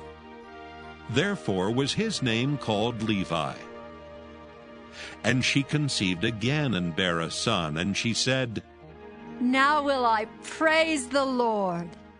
Therefore she called his name Judah, and left bearing.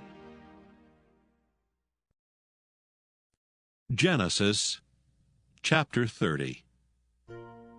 And when Rachel saw that she bare Jacob no children, Rachel envied her sister, and said unto Jacob, Give me children, or else I die. And Jacob's anger was kindled against Rachel, and he said, Am I in God's stead, who has withheld from thee the fruit of the womb?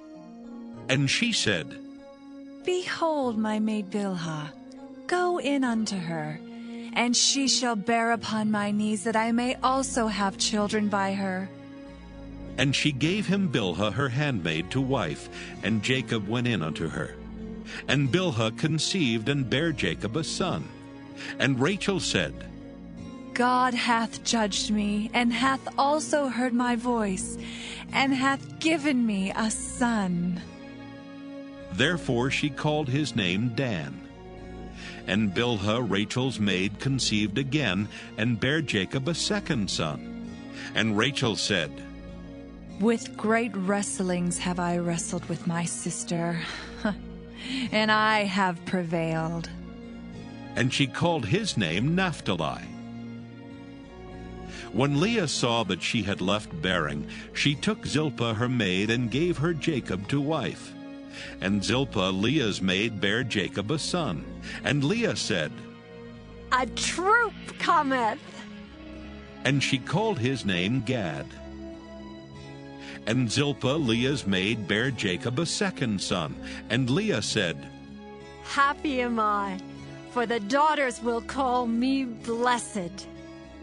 And she called his name Asher. And Reuben went in the days of wheat harvest, and found mandrakes in the field, and brought them unto his mother Leah. Then Rachel said to Leah, Give me, I pray thee, of thy son's mandrakes. And she said unto her, Is it a small matter that thou hast taken my husband? And wouldst thou take away my son's mandrakes also? And Rachel said, Therefore he shall lie with thee tonight for thy son's mandrakes. And Jacob came out of the field in the evening, and Leah went out to meet him, and said, Thou must come in unto me, for surely I have hired thee with my son's mandrakes. And he lay with her that night. And God hearkened unto Leah, and she conceived, and bare Jacob the fifth son. And Leah said, God hath given me my hire, because I have given my maiden to my husband. And she called his name Issachar. And Leah conceived again, and bare Jacob the sixth son. And Leah said, God hath endued me with a good dowry. Now will my husband dwell with me, because I have borne him 6 sons. And she called his name Zebulun. And afterward she bare a daughter, and called her name Dinah. And God remembered Rachel, and God hearkened to her, and opened her womb. And she conceived, and bare a son, and said, God hath taken away my reproach. And she called his name Joseph, and said, The Lord shall add to me another son. And it came to pass, when Rachel had borne Joseph, that Jacob said unto Laban, Send me away, that I may go into mine own place and to my country. Give me my wives and my children, for whom I have served thee, and let me go. For thou knowest my service which I have done thee. And Laban said unto him, I pray thee, if I have found favor in thine eyes, tarry, for I have learned by experience that the Lord hath blessed me for thy sake. And he said, Appoint me thy wages, and I will give it.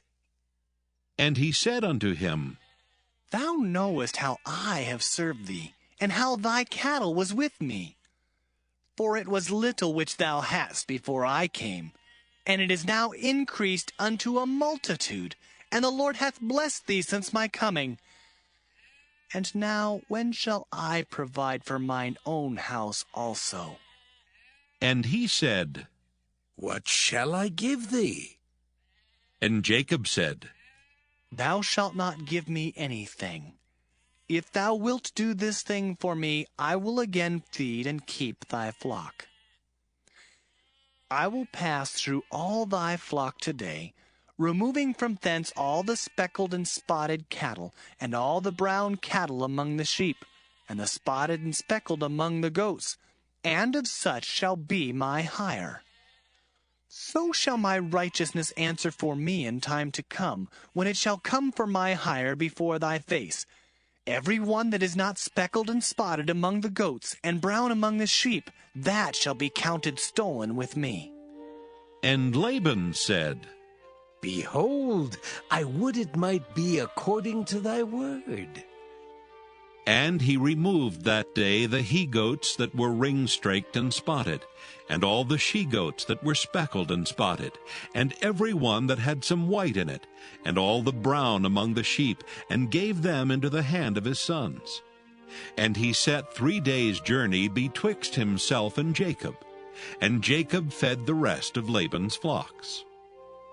And Jacob took him rods of green poplar, and of the hazel and chestnut tree, and pilled white strakes in them, and made the white appear which was in the rods. And he set the rods which he had pilled before the flocks in the gutters and the watering troughs, when the flocks came to drink, that they should conceive when they came to drink. And the flocks conceived before the rods, and brought forth cattle ring-straked, speckled, and spotted. And Jacob did separate the lambs, and set the faces of the flocks toward the ring-straked, and all the brown in the flock of Laban. And he put his own flocks by themselves, and put them not unto Laban's cattle. And it came to pass, whensoever the stronger cattle did conceive, that Jacob laid the rods before the eyes of the cattle in the gutters, that they might conceive among the rods. But when the cattle were feeble, he put them not in. So the feebler were Laban's, and the stronger Jacob's. And the man increased exceedingly, and had much cattle, and maidservants, and menservants, and camels and asses. Genesis chapter 31. And he heard the words of Laban's son, saying, Jacob hath taken away all that was our father's, and of that which was our father's hath he gotten all this glory. And Jacob beheld the countenance of Laban, and behold, it was not toward him as before. And the Lord said unto Jacob, Return unto the land of thy fathers and to thy kindred, and I will be with thee. And Jacob sent and called Rachel and Leah to the field unto his flock, and said unto them, I see your father's countenance, that it is not toward me as before. But the God of my father hath been with me. And ye know that with all my power I have served your father. And your father hath deceived me, and changed my wages 10 times. But God suffered him not to hurt me. If he said thus, The speckled shall be thy wages, then all the cattle bear speckled. And if he said thus, The ring-straked shall be thy hire, then bear all the cattle ring-straked. Thus God hath taken away the cattle of your father, and given them to me. And it came to pass at that time that the cattle conceived, that I lifted up mine eyes, and saw in a dream, and behold, the rams which leaped upon the cattle were ring-straked, speckled, and grizzled. And the angel of God spake unto me in a dream, saying, Jacob. And I said, Here am I. And he said, Lift up now thine eyes, and see, all the rams which leap upon the cattle are ring-straked, speckled, and grizzled. For I have seen all that Laban doeth unto thee. I am the God of Bethel, where thou anointest a pillar, and where thou vowedest a vow unto me. Now arise, get thee out from this land, and return unto the land of thy kindred. And Rachel and Leah answered and said unto him, Is there yet any portion or inheritance for us in our father's house? Are we not counted of him strangers? For he hath sold us, and hath quite devoured also our money. For all the riches which God hath taken from our father, that is ours and our children's. Now then, whatsoever God hath said unto thee, do. Then Jacob rose up, and set his sons and his wives upon camels. And he carried away all his cattle, and all his goods which he had gotten, the cattle of his getting, which he had gotten in Padan Aram, for to go to Isaac his father in the land of Canaan. And Laban went to shear his sheep, and Rachel had stolen the images that were her father's. And Jacob stole away unawares to Laban the Syrian, in that he told him not that he fled. So he fled with all that he had, and he rose up and passed over the river, and set his face toward the Mount Gilead. And it was told Laban on the 3rd day that Jacob was fled. And he took his brethren with him, and pursued after him 7 days' journey, and they overtook him in the Mount Gilead. And God came to Laban the Syrian in a dream by night, and said unto him, Take heed that thou speak not to Jacob either good or bad. Then Laban overtook Jacob. Now Jacob had pitched his tent in the mount, and Laban with his brethren pitched in the mount of Gilead. And Laban said to Jacob, What hast thou done, that thou hast stolen away unawares to me, and carried away my daughters as captives taken with the sword? Wherefore didst thou flee away secretly, and steal away from me, and didst not tell me that I might have sent thee away with mirth, and with songs, with tabret, and with harp? And hast not suffered me to kiss my sons and my daughters? Thou hast now done foolishly in so doing. It is in the power of my hand to do you hurt. But the God of your father spake unto me yesternight, saying, Take thou heed that thou speak not to Jacob either good or bad. And now, though thou wouldst needs be gone, because thou sore longest after thy father's house, yet wherefore hast thou stolen my gods? And Jacob answered and said to Laban, Because I was afraid, for I said, Peradventure thou wouldest take by force thy daughters from me. With whomsoever thou findest thy gods, let him not live. Before our brethren, discern thou what is thine with me, and take it to thee. For Jacob knew not that Rachel had stolen them. And Laban went into Jacob's tent, and into Leah's tent, and into the two maidservants' tents. But he found them not. Then went he out of Leah's tent, and entered into Rachel's tent. Now Rachel had taken the images, and put them in the camel's furniture, and sat upon them. And Laban searched all the tent, but found them not. And she said to her father, Let it not displease my lord, that I cannot rise up before thee, for the custom of women is upon me. And he searched, but found not the images. And Jacob was wroth, and chode with Laban. And Jacob answered and said to Laban, What is my trespass? What is my sin that thou hast so hotly pursued after me? Whereas thou hast searched all my stuff, what hast thou found of all thy household stuff? Set it here before my brethren and thy brethren, that they may judge betwixt us both. This 20 years have I been with thee. Thy ewes and thy she-goats have not cast their young, and the rams of thy flock have I not eaten. That which was torn of beasts I brought not unto thee. I bear the loss of it. Of my hand didst thou require it, whether stolen by day or stolen by night. Thus I was.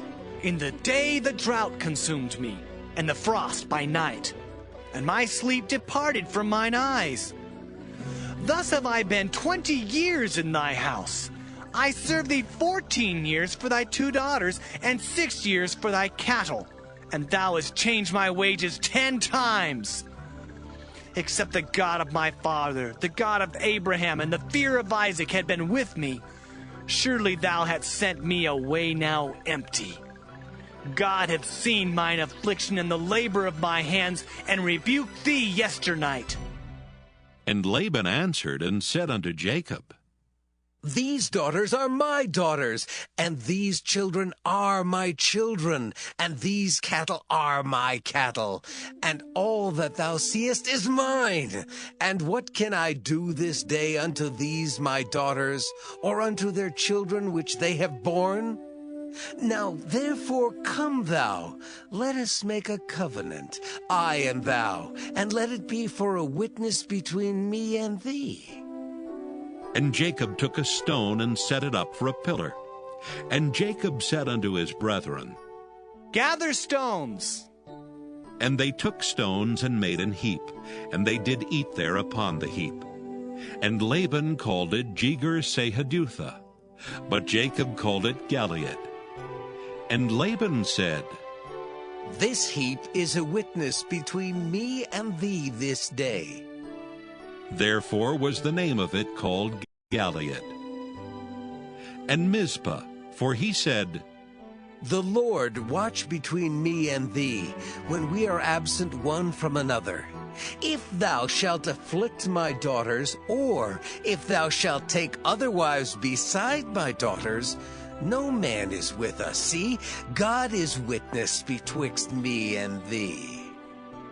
And Laban said to Jacob, Behold this heap, and behold this pillar, which I have cast betwixt me and thee.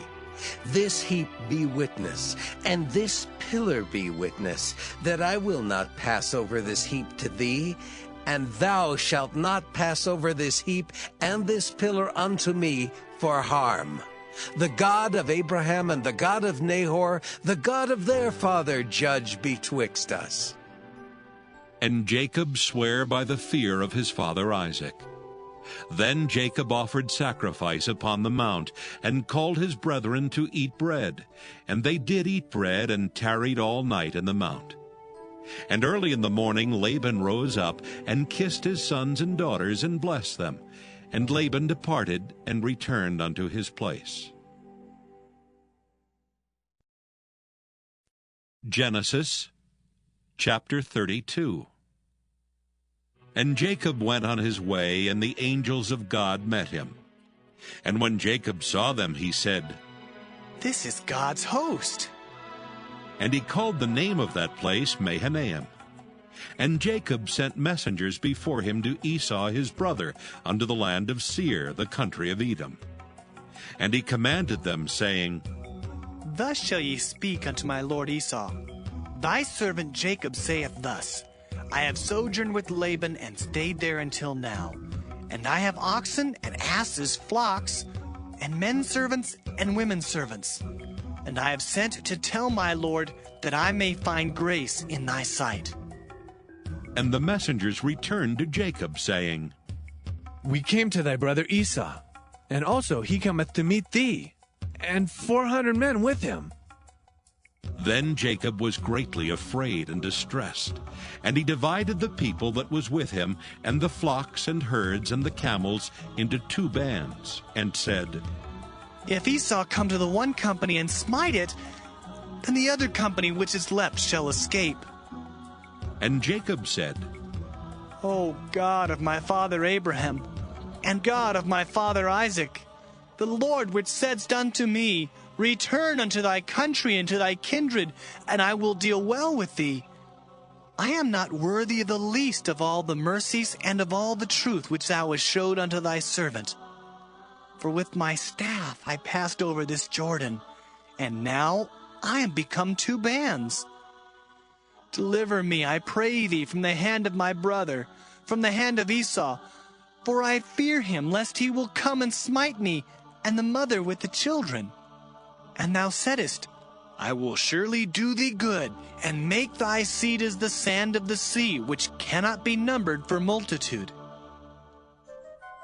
And he lodged there that same night, and took of that which came to his hand a present for Esau his brother, 200 she-goats and 20 he-goats, 200 ewes and 20 rams, 30 milch camels with their colts, 40 kine and 10 bulls, 20 she-asses and 10 foals. And he delivered them into the hand of his servants, every drove by themselves, and said unto his servants, Pass over before me, and put a space betwixt drove and drove. And he commanded the foremost, saying, When Esau my brother meeteth thee, and asketh thee, saying, Whose art thou? And whither goest thou? And whose are these before thee? Then thou shalt say, They be thy servant Jacob's. It is a present sent unto my lord Esau. And behold, also he is behind us. And so commanded he the second and the third, and all that followed the drove, saying, On this manner shall ye speak unto Esau when ye find him. And say ye moreover, Behold, thy servant Jacob is behind us. For he said, I will appease him with the present that goeth before me, and afterward I will see his face. Peradventure he will accept of me. So went the present over before him, and himself lodged that night in the company. And he rose up that night, and took his 2 wives, and his 2 women servants, and his 11 sons, and passed over the ford Jabbok.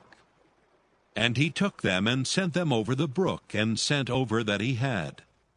And Jacob was left alone, and there wrestled a man with him until the breaking of the day. And when he saw that he prevailed not against him, he touched the hollow of his thigh, and the hollow of Jacob's thigh was out of joint, as he wrestled with him. And he said, Let me go, for the day breaketh. And he said, I will not let thee go, except thou bless me. And he said unto him, What is thy name? And he said, Jacob. And he said, Thy name shall be called no more Jacob, but Israel. For as a prince hast thou power with God and with men, and hast prevailed. And Jacob asked him and said, Tell me, I pray thee, thy name. And he said, Wherefore is it that thou dost ask after my name? And he blessed him there. And Jacob called the name of the place Peniel. For I have seen God face to face, and my life is preserved. And as he passed over Penuel, the sun rose upon him, and he halted upon his thigh. Therefore the children of Israel eat not of the sinew which shrank, which is upon the hollow of the thigh unto this day, because he touched the hollow of Jacob's thigh in the sinew that shrank. Genesis chapter 33. And Jacob lifted up his eyes and looked, and behold, Esau came, and with him 400 men. And he divided the children unto Leah, and unto Rachel, and unto the 2 handmaids. And he put the handmaids and their children foremost, and Leah and her children after, and Rachel and Joseph hindermost. And he passed over before them, and bowed himself to the ground 7 times, until he came near to his brother. And Esau ran to meet him, and embraced him, and fell on his neck, and kissed him, and they wept. And he lifted up his eyes, and saw the women and the children, and said, Who are those with thee? And he said, The children which God hath graciously given thy servant. Then the handmaidens came near, they and their children, and they bowed themselves. And Leah also with her children came near, and bowed themselves. And after came Joseph near, and Rachel, and they bowed themselves. And he said, What meanest thou by all this drove which I met? And he said, These are to find grace in the sight of my Lord. And Esau said, I have enough, my brother. Keep that thou hast unto thyself. And Jacob said, Nay, I pray thee, if now I have found grace in thy sight, then receive my present at my hand. For therefore I have seen thy face, as though I had seen the face of God, and thou wast pleased with me. Take, I pray thee, my blessing that is brought to thee, because God hath dealt graciously with me, and because I have enough. And he urged him, and he took it. And he said, Let us take our journey, and let us go, and I will go before thee. And he said unto him, My Lord knoweth that the children are tender, and the flocks and herds with young are with me. And if men should overdrive them one day, all the flock will die. Let my Lord, I pray thee, pass over before his servant, and I will lead on softly, according as the cattle that goeth before me, and the children be able to endure, until I come unto my Lord unto Seir. And Esau said, Let me now leave with thee some of the folk that are with me. And he said, What needeth it? Let me find grace in the sight of my Lord. So Esau returned that day on his way unto Seir. And Jacob journeyed to Succoth, and built him an house, and made booths for his cattle. Therefore the name of the place is called Succoth. And Jacob came to Shalem, a city of Shechem, which is in the land of Canaan, when he came from Padan Aram, and pitched his tent before the city. And he bought a parcel of a field, where he had spread his tent, at the hand of the children of Hamor, Shechem's father, for 100 pieces of money. And he erected there an altar, and called it Elilohe Israel. Genesis chapter 34. And Dinah, the daughter of Leah, which she bare unto Jacob, went out to see the daughters of the land. And when Shechem, the son of Hamor the Hivite, prince of the country, saw her, he took her and lay with her, and defiled her. And his soul clave unto Dinah, the daughter of Jacob, and he loved the damsel, and spake kindly unto the damsel. And Shechem spake unto his father Hamor, saying, Get me this damsel to wife. And Jacob heard that he had defiled Dinah his daughter. Now his sons were with his cattle in the field, and Jacob held his peace until they were come. And Hamor, the father of Shechem, went out unto Jacob to commune with him. And the sons of Jacob came out of the field when they heard it, and the men were grieved, and they were very wroth, because he had wrought folly in Israel in lying with Jacob's daughter, which thing ought not to be done. And Hamor communed with them, saying, The soul of my son Shechem longeth for your daughter. I pray you, give her him to wife. And make ye marriages with us, and give your daughters unto us, and take our daughters unto you. And ye shall dwell with us, and the land shall be before you. Dwell and trade ye therein, and get you possessions therein. And Shechem said unto her father and unto her brethren, Let me find grace in your eyes, and what ye shall say unto me I will give. Ask me never so much dowry and gift, and I will give according as ye shall say unto me. But give me the damsel to wife. And the sons of Jacob answered Shechem and Hamor his father deceitfully, and said, because he had defiled Dinah their sister, and they said unto them, We cannot do this thing, to give our sister to one that is uncircumcised. For that were a reproach unto us. But in this will we consent unto you, if ye will be as we be, that every male of you be circumcised. Then will we give our daughters unto you, and we will take your daughters to us, and we will dwell with you, and we will become one people. But if you will not hearken unto us to be circumcised, then we will take our daughter, and we will be gone. And their words pleased Hamor and Shechem, Hamor's son. And the young man deferred not to do the thing, because he had delight in Jacob's daughter, and he was more honorable than all the house of his father. And Hamor and Shechem his son came unto the gate of their city, and communed with the men of their city, saying, These men are peaceable with us. Therefore let them dwell in the land, and trade therein. For the land, behold, it is large enough for them. Let us take their daughters to us for wives, and let us give them our daughters. Only herein will the men consent unto us for to dwell with us, to be one people, if every male among us be circumcised as they are circumcised. Shall not their cattle and their substance and every beast of theirs be ours? Only let us consent unto them, and they will dwell with us.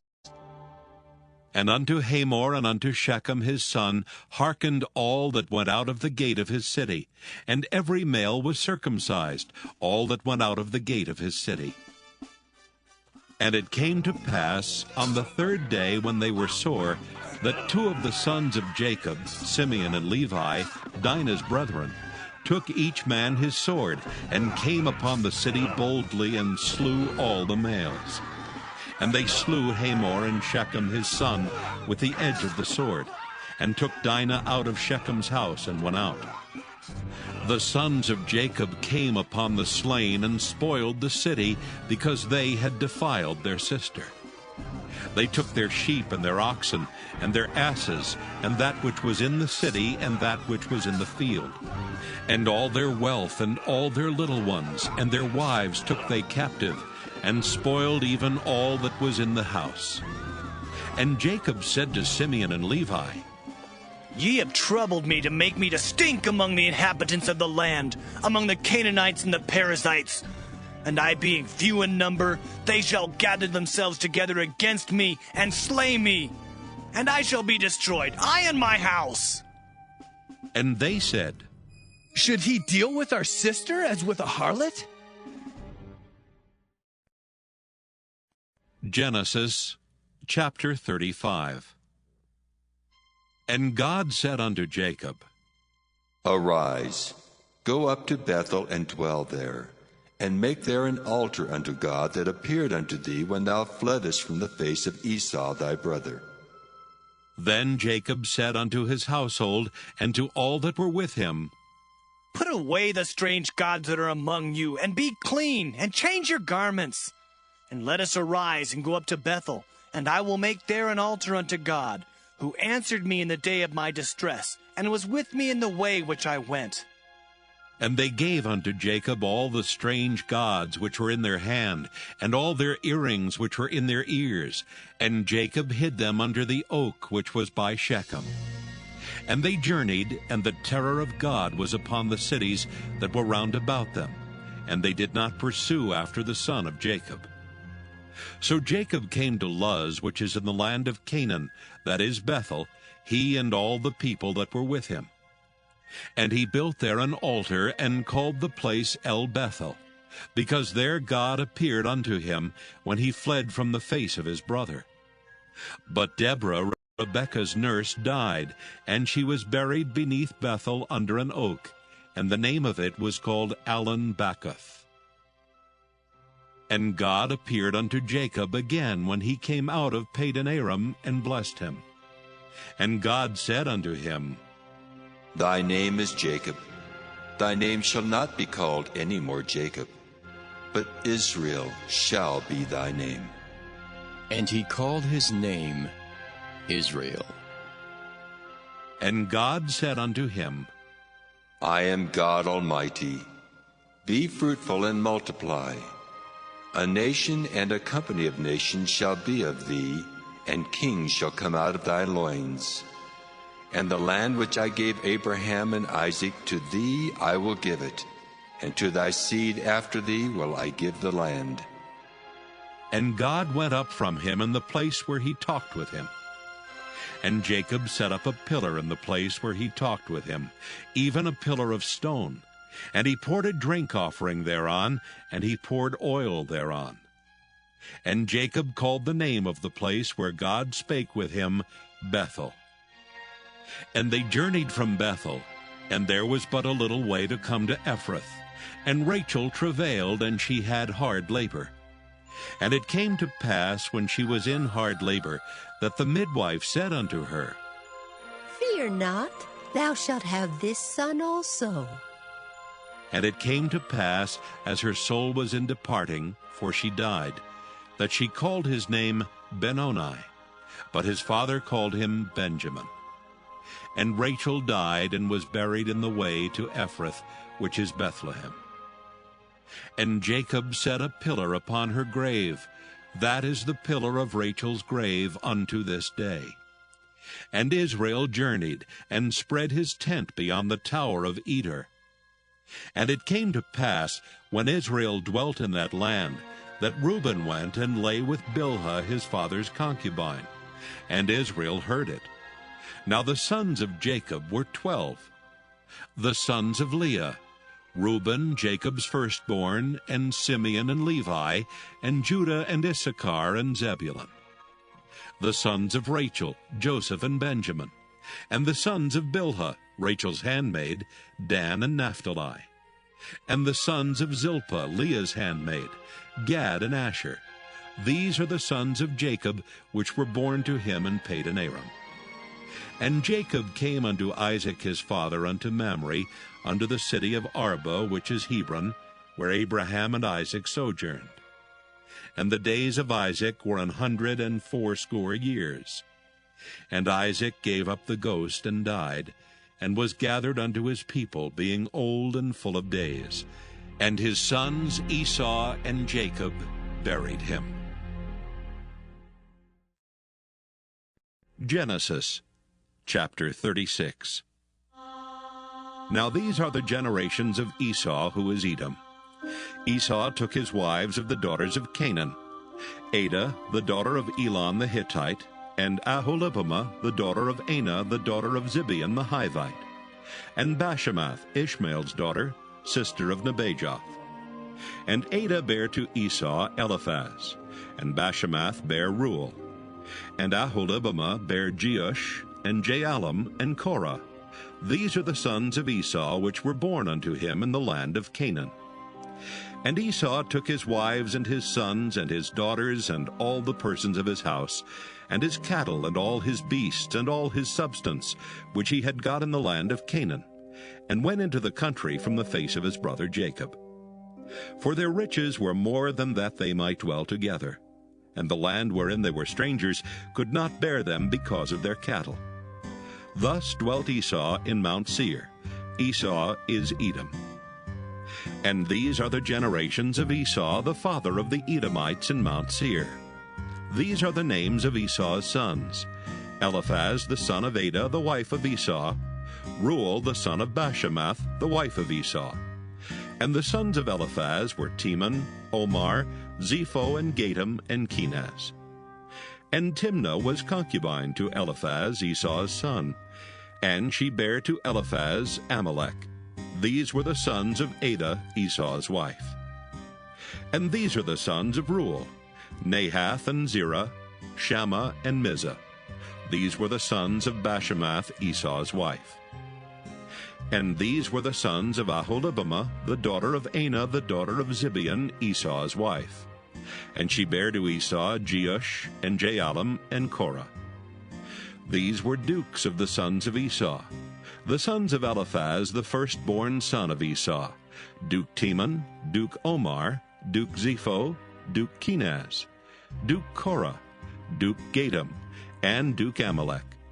These are the dukes that came of Eliphaz in the land of Edom. These were the sons of Adah. And these are the sons of Reuel, Esau's son: Duke Nahath, Duke Zerah, Duke Shammah, Duke Mizah. These are the dukes that came of Reuel in the land of Edom. These are the sons of Bashemath, Esau's wife. And these are the sons of Aholibamah, Esau's wife: Duke Jeush, Duke Jaalam, Duke Korah. These were the dukes that came of Aholibamah, the daughter of Anah, Esau's wife. These are the sons of Esau, who is Edom, and these are their dukes. These are the sons of Seir the Horite, who inhabited the land: Lotan and Shobal, and Zibeon and Anah. And Dishon and Ezer and Dishan. These are the dukes of the Horites, the children of Seir in the land of Edom. And the children of Lotan were Hori and Hemam, and Lotan's sister was Timnah. And the children of Shobal were these: Alvan and Manahath, and Ebal, and Shepho, and Onam. And these are the children of Zibeon, both Ajah and Anah. This was that Anah that found the mules in the wilderness, as he fed the asses of Zibeon his father. And the children of Anah were these: Dishon and Aholibamah, the daughter of Anah. And these are the children of Dishon: Hemdan, and Eshban, and Ithran, and Kiran. The children of Ezer are these: Bilhan, and Zaavan, and Achan. The children of Dishan are these: Uz, and Aaron. These are the dukes that came of the Horites: Duke Lotan, Duke Shobal, Duke Zibeon, Duke Anah.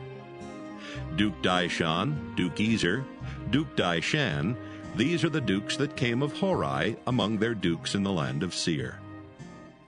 And these are the kings that reigned in the land of Edom before there reigned any king over the children of Israel. And Bela, the son of Beor, reigned in Edom, and the name of his city was Dinhabah. And Bela died, and Jobab the son of Zerah of Bozrah reigned in his stead. And Jobab died, and Husham of the land of Temani reigned in his stead. And Husham died, and Hadad the son of Bedad, who smote Midian in the field of Moab, reigned in his stead. And the name of his city was Avith. And Hadad died, and Samlah of Masrekah reigned in his stead. And Samlah died, and Saul of Rehoboth by the river reigned in his stead. And Saul died, and Baal-Hanan the son of Achbor reigned in his stead. And Baal-Hanan the son of Achbor died, and Hadar reigned in his stead. And the name of his city was Pau, and his wife's name was Mehetabel, the daughter of Matred, the daughter of Mezahab. And these are the names of the dukes that came of Esau, according to their families, after their places, by their names: Duke Timnah, Duke Alva, Duke Jetheth, Duke Aholibamah, Duke Elah, Duke Pinon, Duke Kenaz, Duke Teman, Duke Mibzar, Duke Magdiel, Duke Iram. These be the dukes of Edom, according to their habitations, in the land of their possession. He is Esau, the father of the Edomites. Genesis chapter 37. And Jacob dwelt in the land wherein his father was a stranger, in the land of Canaan. These are the generations of Jacob. Joseph, being 17 years old, was feeding the flock with his brethren, and the lad was with the sons of Bilhah, and with the sons of Zilpah his father's wives. And Joseph brought unto his father their evil report. Now Israel loved Joseph more than all his children, because he was the son of his old age, and he made him a coat of many colors. And when his brethren saw that their father loved him more than all his brethren, they hated him, and could not speak peaceably unto him. And Joseph dreamed a dream, and he told it his brethren, and they hated him yet the more. And he said unto them, Hear, I pray you, this dream which I have dreamed. For behold, we were binding sheaves in the field, and lo, my sheaf arose and also stood upright. And behold, your sheaves stood round about and made obeisance to my sheaf. And his brethren said to him, Shalt thou indeed reign over us, or shalt thou indeed have dominion over us? And they hated him yet the more for his dreams and for his words. And he dreamed yet another dream, and told it his brethren, and said, Behold, I have dreamed a dream more. And behold, the sun and the moon and the 11 stars made obeisance to me. And he told it to his father and to his brethren. And his father rebuked him, and said unto him, What is this dream that thou hast dreamed? Shall I and thy mother and thy brethren indeed come to bow down ourselves to thee to the earth? And his brethren envied him, but his father observed the saying. And his brethren went to feed their father's flock in Shechem. And Israel said unto Joseph, Do not thy brethren feed the flock in Shechem? Come, and I will send thee unto them. And he said to him, Here am I. And he said to him, Go, I pray thee, see whether it be well with thy brethren, and well with the flocks, and bring me word again. So he sent him out of the vale of Hebron, and he came to Shechem. And a certain man found him, and behold, he was wandering in the field. And the man asked him, saying, What seekest thou? And he said, I seek my brethren. Tell me, I pray thee, where they feed their flocks. And the man said, They are departed hence, for I heard them say, Let us go to Dothan. And Joseph went after his brethren, and found them in Dothan. And when they saw him afar off, even before he came near unto them, they conspired against him to slay him. And they said one to another, Behold, this dreamer cometh. Come now, therefore, and let us slay him, and cast him into some pit. And we will say, Some evil beast hath devoured him. And we shall see what will become of his dreams. And Reuben heard it, and he delivered him out of their hands, and said, Let us not kill him. And Reuben said unto them, Shed no blood, but cast him into this pit that is in the wilderness, and lay no hand upon him. that he might rid him out of their hands to deliver him to his father again. And it came to pass, when Joseph was come unto his brethren, that they stripped Joseph out of his coat of many colors that was on him. And they took him and cast him into a pit, and the pit was empty, there was no water in it. And they sat down to eat bread. And they lifted up their eyes and looked, and behold, a company of Ishmaelites came from Gilead with their camels, bearing spicery and balm and myrrh, going to carry it down to Egypt. And Judah said unto his brethren, What profit is it if we slay our brother and conceal his blood? Come, and let us sell him to the Ishmaelites, and let not our hand be upon him, for he is our brother and our flesh. And his brethren were content. Then there passed by Midianites merchantmen, and they drew and lifted up Joseph out of the pit, and sold Joseph to the Ishmaelites for 20 pieces of silver, and they brought Joseph into Egypt. And Reuben returned unto the pit, and behold, Joseph was not in the pit, and he rent his clothes. And he returned unto his brethren, and said, The child is not, and I, whither shall I go? And they took Joseph's coat, and killed a kid of the goats, and dipped the coat in the blood. And they sent the coat of many colors, and they brought it to their father, and said, This have we found. Know now whether it be thy son's coat or no. And he knew it, and said, It is my son's coat. An evil beast hath devoured him. Joseph is without doubt rent in pieces. And Jacob rent his clothes, and put sackcloth upon his loins, and mourned for his son many days. And all his sons and all his daughters rose up to comfort him. But he refused to be comforted, and he said, For I will go down into the grave unto my son mourning. Thus his father wept for him. And the Midianites sold him into Egypt unto Potiphar, an officer of Pharaoh's, and captain of the guard. Genesis chapter 38. And it came to pass at that time that Judah went down from his brethren, and turned in to a certain Adullamite, whose name was Hira. And Judah saw there a daughter of a certain Canaanite, whose name was Shua. And he took her, and went in unto her. And she conceived, and bare a son, and he called his name And she conceived again, and bare a son, and she called his name Onan. And she yet again conceived, and bare a son, and called his name Shelah. And he was at Chezib when she bare him. And Judah took a wife for his firstborn, whose name was Tamar. And Judah's firstborn, was wicked in the sight of the Lord, and the Lord slew him. And Judah said unto Onan, Go in unto thy brother's wife, and marry her, and raise up seed to thy brother. And Onan knew that the seed should not be his.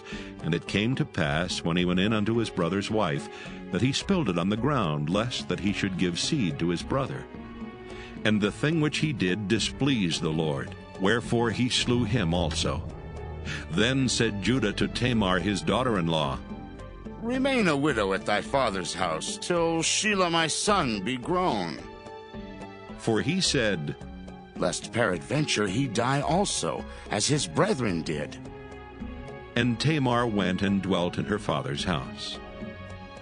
And in process of time, the daughter of Shua, Judah's wife, died. And Judah was comforted, and went up unto his sheep shearers to Timnath, he and his friend Hira the Adullamite. And it was told Tamar, saying, Behold, thy father-in-law goeth up to Timnath to shear his sheep. And she put her widow's garments off from her, and covered her with a veil, and wrapped herself, and sat in an open place, which is by the way to Timnath. For she saw that Shelah was grown, and she was not given unto him to wife. When Judah saw her, he thought her to be an harlot, because she had covered her face. And he turned unto her by the way, and said, Go to, I pray thee. Let me come in unto thee. For he knew not that she was his daughter-in-law. And she said, What wilt thou give me, that thou mayest come in unto me? And he said, I will send thee a kid from the flock. And she said, Wilt thou give me a pledge till thou send it? And he said, What pledge shall I give thee? And she said, Thy signet, and thy bracelets, and thy staff that is in thine hand. And he gave it her, and came in unto her, and she conceived by him. And she arose and went away, and laid by her veil from her, and put on the garments of her widowhood. And Judah sent the kid by the hand of his friend the Adullamite to receive his pledge from the woman's hand. But he found her not. Then he asked the men of that place, saying, Where is the harlot that was openly by the wayside? And they said, There was no harlot in this place. And he returned to Judah and said, I cannot find her. And also the men of the place said that there was no harlot in this place. And Judah said, Let her take it to her, lest we be shamed. Behold, I sent this kid, and thou hast not found her.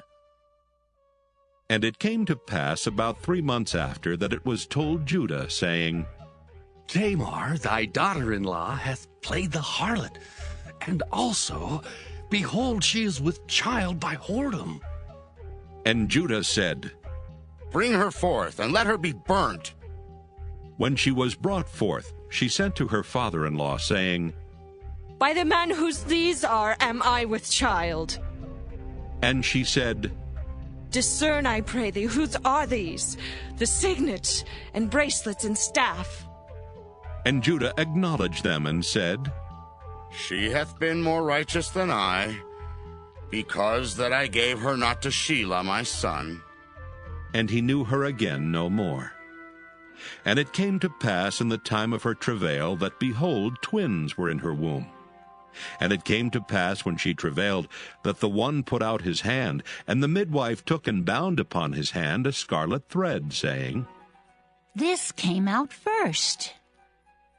And it came to pass, as he drew back his hand, that, behold, his brother came out, and she said, How hast thou broken forth? This breach be upon thee. Therefore his name was called Pharez. And afterward came out his brother that had the scarlet thread upon his hand, and his name was called Zerah. Genesis chapter 39. And Joseph was brought down to Egypt, and Potiphar, an officer of Pharaoh, captain of the guard, an Egyptian, bought him of the hands of the Ishmaelites, which had brought him down thither. And the Lord was with Joseph, and he was a prosperous man, and he was in the house of his master the Egyptian. And his master saw that the Lord was with him, and that the Lord made all that he did to prosper in his hand. And Joseph found grace in his sight, and he served him. And he made him overseer over his house, and all that he had he put into his hand. And it came to pass from the time that he had made him overseer in his house, and over all that he had, that the Lord blessed the Egyptian's house for Joseph's sake. And the blessing of the Lord was upon all that he had in the house and in the field. And he left all that he had in Joseph's hand, and he knew not aught he had save the bread which he did eat.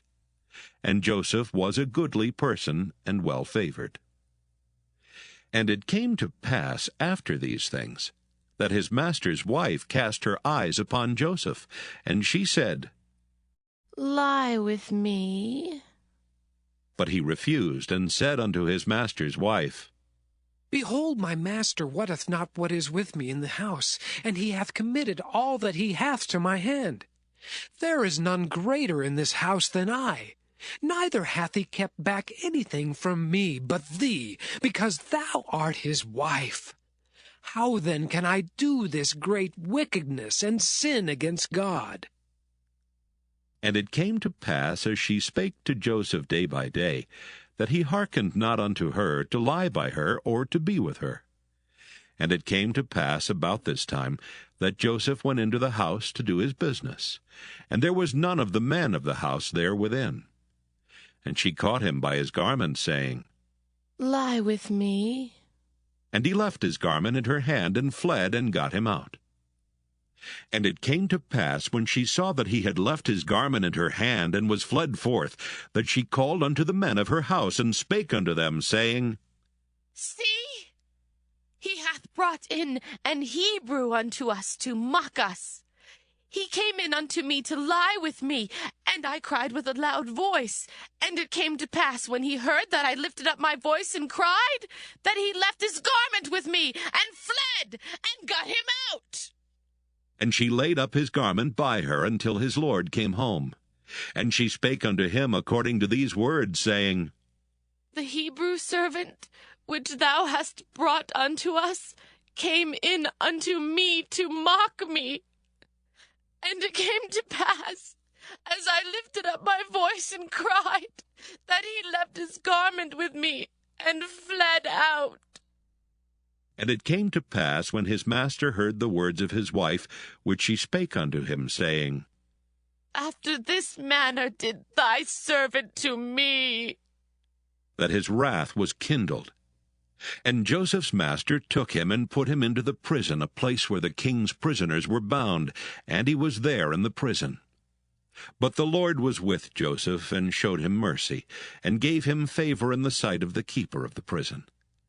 And the keeper of the prison committed to Joseph's hand all the prisoners that were in the prison, and whatsoever they did there, he was the doer of it.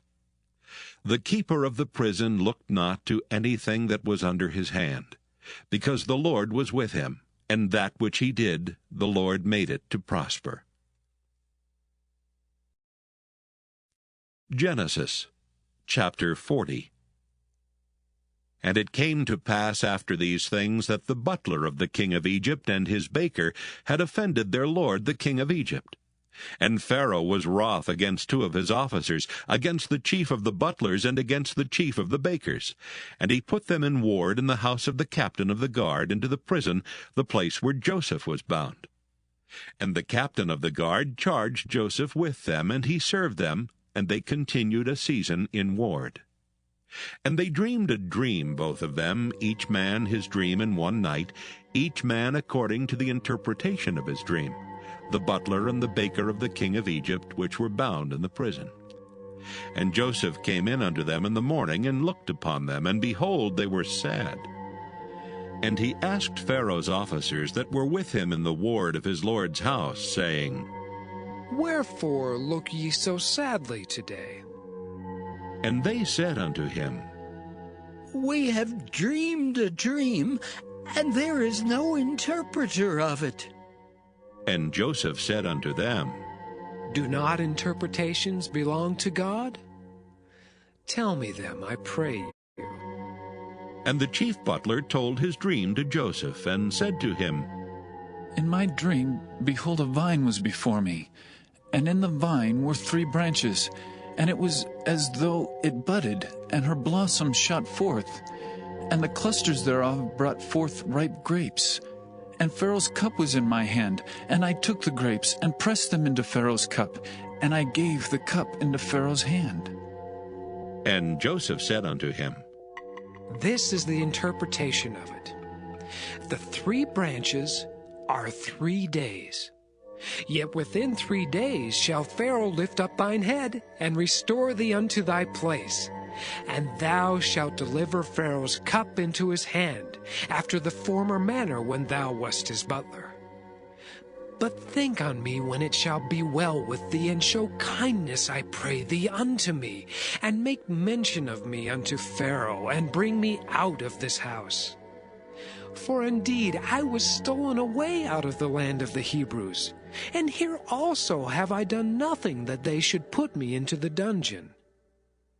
When the chief baker saw that the interpretation was good, he said unto Joseph, I also was in my dream, and behold, I had 3 white baskets on my head, and in the uppermost basket there was of all manner of baked meats for Pharaoh. And the birds did eat them out of the basket upon my head. And Joseph answered and said, This is the interpretation thereof. The 3 baskets are 3 days. Yet within 3 days shall Pharaoh lift up thy head from off thee, and shall hang thee on a tree, and the birds shall eat thy flesh from off thee. And it came to pass the 3rd day, which was Pharaoh's birthday, that he made a feast unto all his servants, and he lifted up the head of the chief butler and of the chief baker among his servants. And he restored the chief butler unto his butlership again, and he gave the cup into Pharaoh's hand. But he hanged the chief baker, as Joseph had interpreted to them. Yet did not the chief butler remember Joseph, but forgat him. Genesis chapter 41.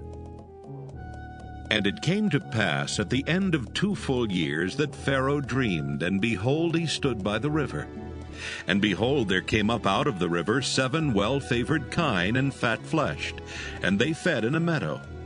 And behold, 7 other kine came up after them out of the river, ill-favored and lean-fleshed, and stood by the other kine upon the brink of the river.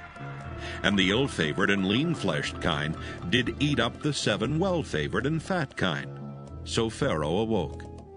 And he slept and dreamed the 2nd time, and behold, 7 ears of corn came up upon one stalk, rank and good. And behold, 7 thin ears, and blasted with the east wind, sprung up after them. And the 7 thin ears devoured the 7 rank and full ears. And Pharaoh awoke, and behold, it was a dream. And it came to pass in the morning that his spirit was troubled. And he sent and called for all the magicians of Egypt, and all the wise men thereof. And Pharaoh told them his dream, but there was none that could interpret them unto Pharaoh. Then spake the chief butler unto Pharaoh, saying, I do remember my faults this day. Pharaoh was wroth with his servants, and put me in ward in the captain of the guard's house, both me and the chief baker. And we dreamed a dream in one night, I and he. We dreamed each man according to the interpretation of his dream. And there was there with us a young man, an Hebrew, servant to the captain of the guard. And we told him, and he interpreted to us our dreams. To each man according to his dream he did interpret. And it came to pass as he interpreted to us. So it was. Me he restored unto mine office, and him he hanged. Then Pharaoh sent and called Joseph, and they brought him hastily out of the dungeon. And he shaved himself, and changed his raiment, and came in unto Pharaoh. And Pharaoh said unto Joseph, I have dreamed a dream, and there is none that can interpret it. And I have heard say of thee that thou canst understand a dream to interpret it. And Joseph answered Pharaoh, saying, It is not in me. God shall give Pharaoh an answer of peace. And Pharaoh said unto Joseph, In my dream, behold, I stood upon the bank of the river. And behold, there came up out of the river 7 kine, fat-fleshed and well-favored, and they fed in a meadow. And behold, 7 other kine came up after them, poor and very ill-favored and lean-fleshed, such as I never saw in all the land of Egypt for badness. And the lean and the ill-favored kine did eat up the first 7 fat kine. And when they had eaten them up, it could not be known that they had eaten them. But they were still ill-favored, as at the beginning. So I awoke. And I saw in my dream, and behold, 7 ears came up in one stalk, full and good.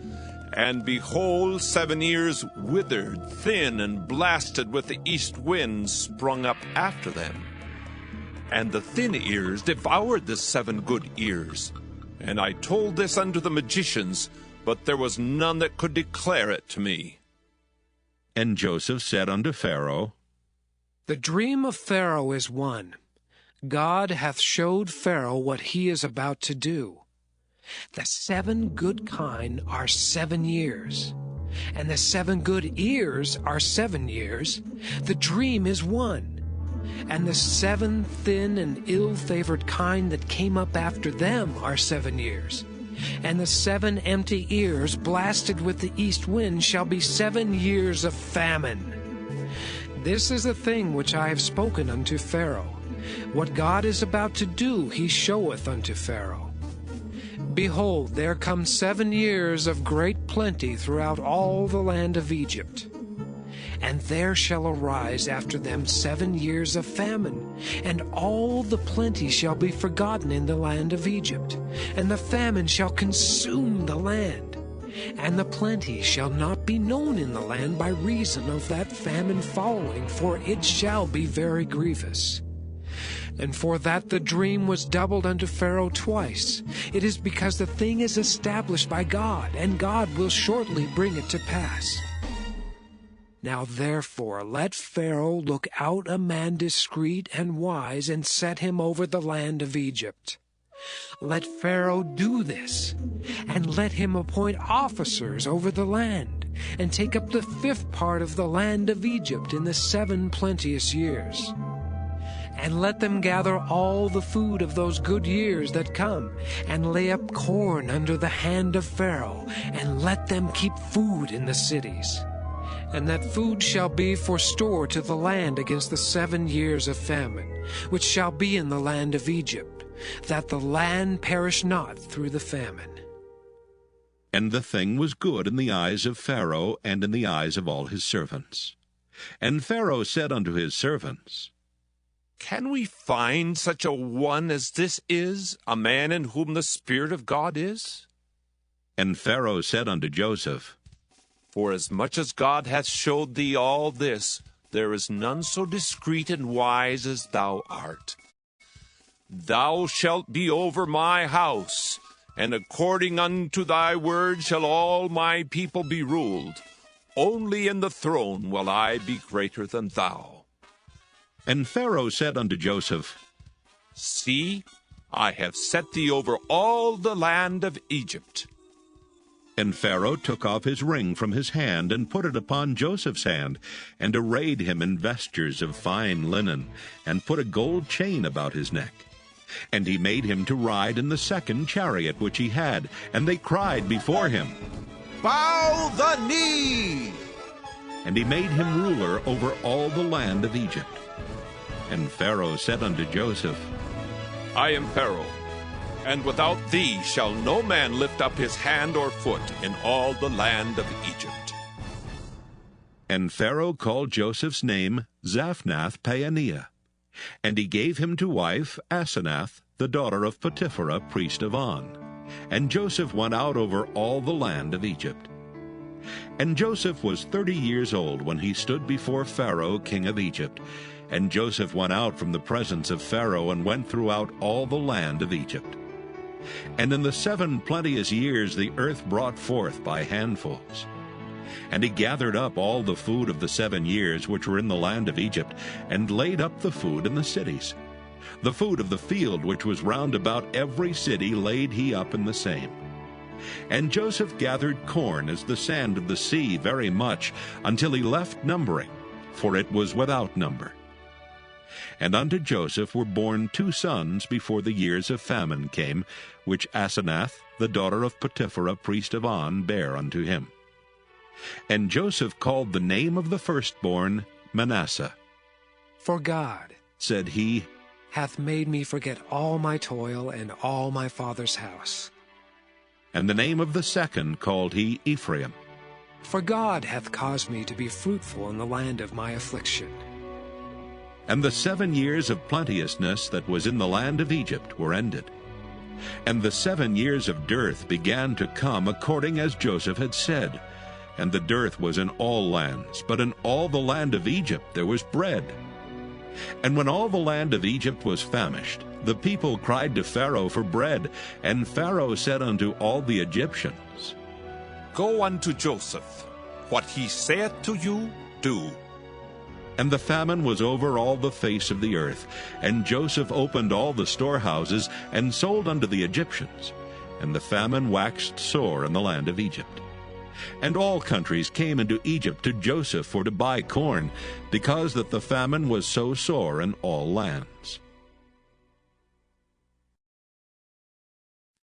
Genesis chapter 42. Now when Jacob saw that there was corn in Egypt, Jacob said unto his sons, Why do ye look one upon another? And he said, Behold, I have heard that there is corn in Egypt. Get you down thither, and buy for us from thence, that we may live and not die. And Joseph's 10 brethren went down to buy corn in Egypt. But Benjamin, Joseph's brother, Jacob sent not with his brethren, for he said, Lest peradventure mischief befall him. And the sons of Israel came to buy corn among those that came, for the famine was in the land of Canaan. And Joseph was the governor over the land, and he it was that sold to all the people of the land. And Joseph's brethren came and bowed down themselves before him with their faces to the earth. And Joseph saw his brethren, and he knew them, but made himself strange unto them, and spake roughly unto them. And he said unto them, Whence come ye? And they said, From the land of Canaan, to buy food. And Joseph knew his brethren, but they knew not him. And Joseph remembered the dreams which he dreamed of them, and said unto them, Ye are spies, to see the nakedness of the land ye are come.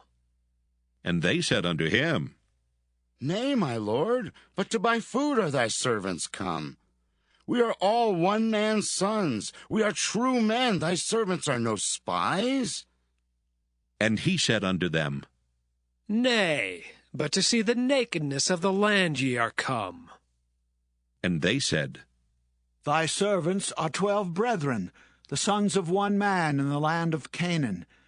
And behold, the youngest is this day with our father, and one is not. And Joseph said unto them, That is it that I spake unto you, saying, Ye are spies. Hereby ye shall be proved. By the life of Pharaoh ye shall not go forth hence, except your youngest brother come hither. Send one of you, and let him fetch your brother, and ye shall be kept in prison, that your words may be proved, whether there be any truth in you, or else by the life of Pharaoh, surely ye are spies. And he put them all together into ward 3 days.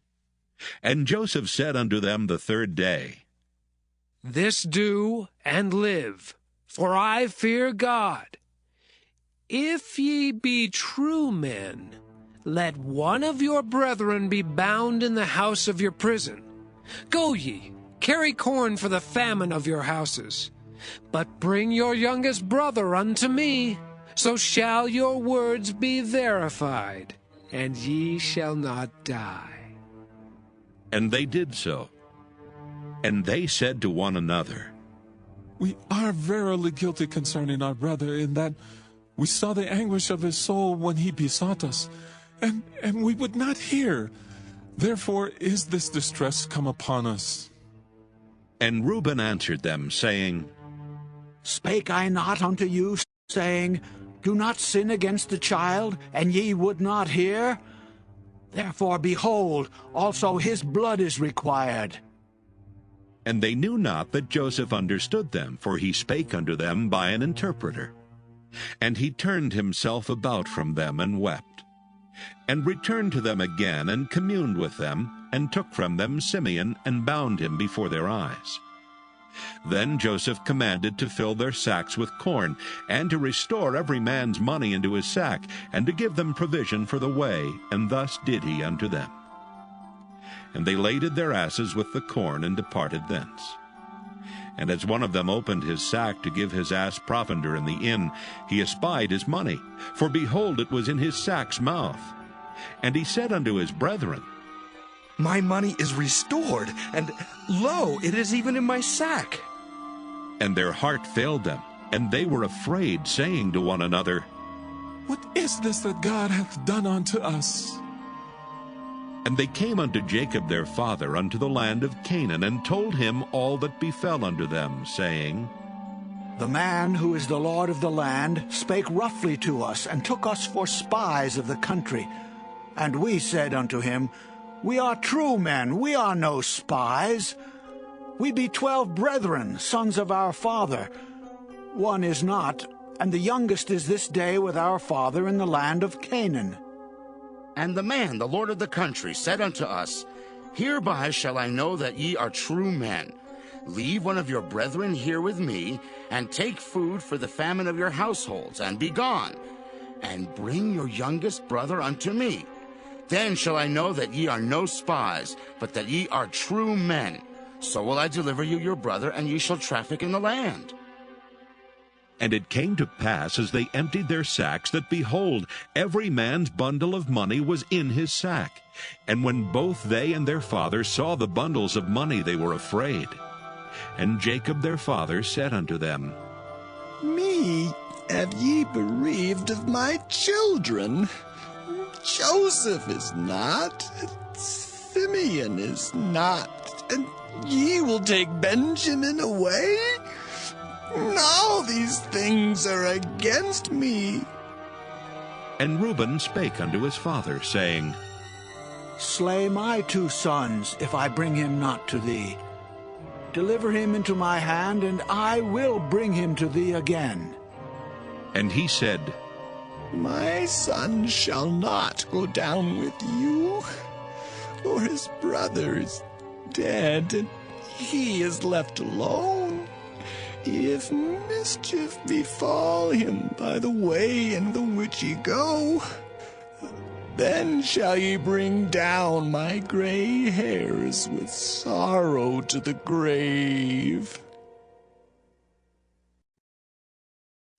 Genesis chapter 43. And the famine was sore in the land. And it came to pass, when they had eaten up the corn which they had brought out of Egypt, their father said unto them, Go again, buy us a little food. And Judah spake unto him, saying, The man did solemnly protest unto us, saying, Ye shall not see my face, except your brother be with you. If thou wilt send our brother with us, we will go down and buy thee food. But if thou wilt not send him, we will not go down. For the man said unto us, Ye shall not see my face, except your brother be with you. And Israel said, Wherefore dealt ye so ill with me, as to tell the man whether ye had yet a brother? And they said, The man asked us straitly of our state, and of our kindred, saying, Is your father yet alive? Have ye another brother? And we told him according to the tenor of these words. Could we certainly know that he would say, Bring your brother down? And Judah said unto Israel his father, Send the lad with me, and we will arise and go, that we may live and not die, both we and thou, and also our little ones. I will be surety for him. Of my hand shalt thou require him. If I bring him not unto thee, and set him before thee, then let me bear the blame forever. For except we had lingered, surely now we had returned this second time. And their father Israel said unto them, If it must be so now, do this. Take of the best fruits in the land in your vessels, and carry down the man a present, a little balm and a little honey, spices and myrrh, nuts and almonds, and take double money in your hand, and the money that was brought again in the mouth of your sacks, carry it again in your hand. Peradventure it was an oversight. take also your brother, and arise, go again unto the man. And God Almighty give you mercy before the man, that he may send away your other brother and Benjamin. If I be bereaved of my children, I am bereaved. And the men took that present, and they took double money in their hand, and Benjamin, and rose up and went down to Egypt and stood before Joseph. And when Joseph saw Benjamin with them, he said to the ruler of his house, Bring these men home and slay. Make ready, for these men shall dine with me at noon. And the man did as Joseph bade, and the man brought the men into Joseph's house. And the men were afraid, because they were brought unto Joseph's house, and they said, Because of the money that was returned in our sacks at the first time are we brought in, that he may seek occasion against us, and fall upon us, and take us for bondmen and our asses. And they came near to the steward of Joseph's house, and they communed with him at the door of the house, and said, O sir, we came indeed down at the first time to buy food. And it came to pass, when we came to the inn, that we opened our sacks, and behold, every man's money was in the mouth of his sack, our money in full weight, and we have brought it again in our hand. And other money have we brought down in our hands to buy food. We cannot tell who put our money in our sacks. And he said, Peace be to you. Fear not. Your God and the God of your father hath given you treasure in your sacks. I had your money. And he brought Simeon out unto them. And the man brought the men into Joseph's house, and gave them water, and they washed their feet, and he gave their asses provender. And they made ready the present against Joseph came at noon, for they heard that they should eat bread there. And when Joseph came home, they brought him the present which was in their hand into the house, and bowed themselves to him to the earth. And he asked them of their welfare, and said, Is your father well, the old man of whom ye spake? Is he yet alive? And they answered, Thy servant our father is in good health. He is yet alive. And they bowed down their heads and made obeisance. And he lifted up his eyes, and saw his brother Benjamin, his mother's son, and said, Is this your younger brother of whom ye spake unto me? And he said, God be gracious unto thee, my son. And Joseph made haste, for his bowels did yearn upon his brother, and he sought where to weep, and he entered into his chamber and wept there. And he washed his face and went out and refrained himself, and said, Set on bread. And they set on for him by himself, and for them by themselves, and for the Egyptians which did eat with him by themselves, because the Egyptians might not eat bread with the Hebrews, for that is an abomination unto the Egyptians. And they sat before him, the firstborn according to his birthright, and the youngest according to his youth. And the men marveled one at another. And he took and sent messes unto them from before him. But Benjamin's mess was 5 times so much as any of theirs. And they drank and were merry with him. Genesis chapter 44. And he commanded the steward of his house, saying, Fill the men's sacks with food, as much as they can carry, and put every man's money in his sack's mouth.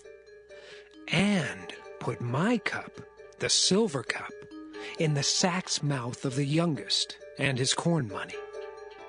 And he did according to the word that Joseph had spoken. As soon as the morning was light, the men were sent away, they and their asses. And when they were gone out of the city, and not yet far off, Joseph said unto his steward, Up, follow after the men, and when thou dost overtake them, say unto them, Wherefore have ye rewarded evil for good? Is not this it, in which my Lord drinketh, and whereby indeed he defineth? Ye have done evil in so doing. And he overtook them, and he spake unto them these same words. And they said unto him, Wherefore saith my Lord these words? God forbid that thy servant should do according to this thing. Behold, the money which we found in our sacks' mouths we brought again unto thee out of the land of Canaan. How then should we steal out of thy Lord's house silver or gold? With whomsoever of thy servants it be found, both let him die, and we also will be my Lord's bondmen. And he said, Now also let it be according unto your words. He with whom it is found shall be my servant, and ye shall be blameless. Then they speedily took down every man his sack to the ground, and opened every man his sack. And he searched, and began at the eldest, and left at the youngest. And the cup was found in Benjamin's sack. Then they rent their clothes, and laded every man his ass, and returned to the city. And Judah and his brethren came to Joseph's house, for he was yet there, and they fell before him on the ground. And Joseph said unto them, What deed is this that ye have done? Wot ye not that such a man as I can certainly divine? And Judah said, What shall we say unto my Lord? What shall we speak, or how shall we clear ourselves? God hath found out the iniquity of thy servants. Behold, we are my Lord's servants, both we and he also with whom the cup is found. And he said, God forbid that I should do so. But the man in whose hand the cup is found, he shall be my servant. And as for you, get you up in peace unto your father.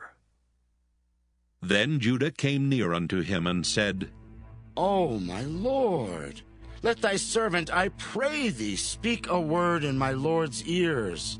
And let not thine anger burn against thy servant, for thou art even as Pharaoh.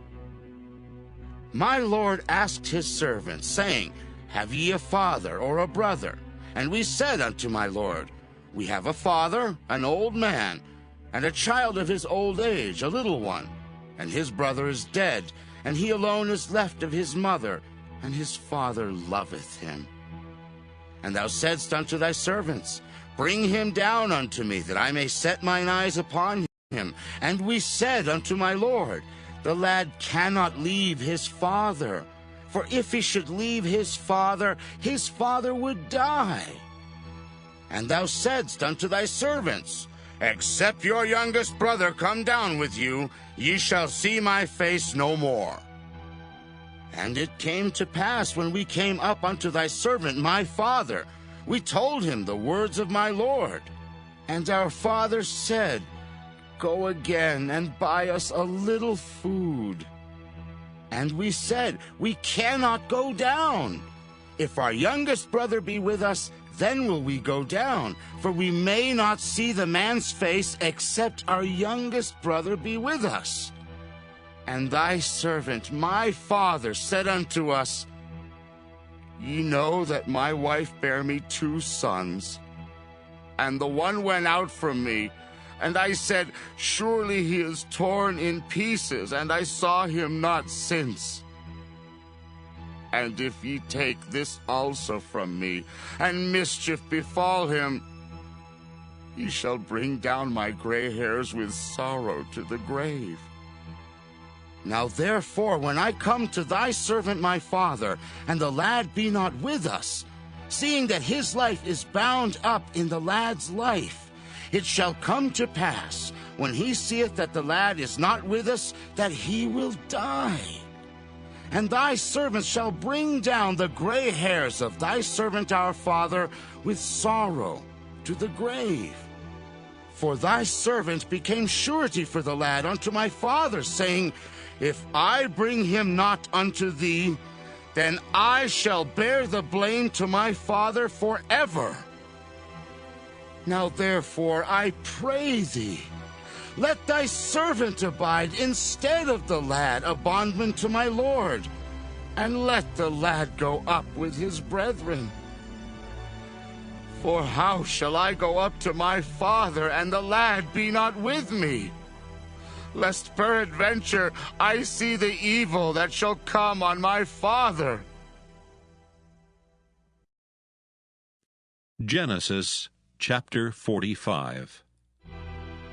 Then Joseph could not refrain himself before all them that stood by him, and he cried, Cause every man to go out from me.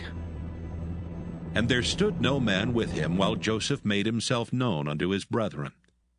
And he wept aloud, and the Egyptians in the house of Pharaoh heard. And Joseph said unto his brethren, I am Joseph. Doth my father yet live? And his brethren could not answer him, for they were troubled at his presence. And Joseph said unto his brethren, Come near to me, I pray you. And they came near, and he said, I am Joseph, your brother, whom ye sold into Egypt. Now therefore be not grieved nor angry with yourselves that ye sold me hither. For God did send me before you to preserve life. For these 2 years hath the famine been in the land, and yet there are 5 years, in the which there shall neither be earing nor harvest. And God sent me before you to preserve you, a posterity in the earth, and to save your lives by a great deliverance. So now it was not you that sent me hither, but God. And he hath made me a father to Pharaoh, and lord of all his house, and a ruler throughout all the land of Egypt. Haste ye, and go up to my father, and say unto him, Thus saith thy son Joseph, God hath made me lord of all Egypt. Come down unto me, tarry not. And thou shalt dwell in the land of Goshen, and thou shalt be near unto me, thou and thy children, and thy children's children, and thy flocks, and thy herds, and all that thou hast. And there will I nourish thee, for yet there are 5 years of famine, lest thou and thy household and all that thou hast come to poverty. And behold, your eyes see, and the eyes of my brother Benjamin, that it is my mouth that speaketh unto you. And ye shall tell my father of all my glory in Egypt, and of all that ye have seen, and ye shall haste and bring down my father hither. And he fell upon his brother Benjamin's neck and wept, and Benjamin wept upon his neck. Moreover, he kissed all his brethren and wept upon them, and after that his brethren talked with him. And the fame thereof was heard in Pharaoh's house, saying, Joseph's brethren are come. And it pleased Pharaoh well and his servants. And Pharaoh said unto Joseph, Say unto thy brethren, This do ye, Lade your beasts and go, get you unto the land of Canaan, and take your father and your households, and come unto me, and I will give you the good of the land of Egypt, and ye shall eat the fat of the land. Now thou art commanded, this do ye. Take you wagons out of the land of Egypt for your little ones, and for your wives, and bring your father, and come. Also regard not your stuff, for the good of all the land of Egypt is yours. And the children of Israel did so. And Joseph gave them wagons according to the commandment of Pharaoh, and gave them provision for the way. To all of them he gave each man changes of raiment, but to Benjamin he gave 300 pieces of silver, and 5 changes of raiment. And to his father he sent after this manner: 10 asses laden with the good things of Egypt, and 10 she-asses laden with corn and bread and meat for his father by the way. So he sent his brethren away, and they departed. And he said unto them, See that ye fall not out by the way. And they went up out of Egypt, and came into the land of Canaan unto Jacob their father, and told him, saying, Joseph is yet alive, and he is governor over all the land of Egypt.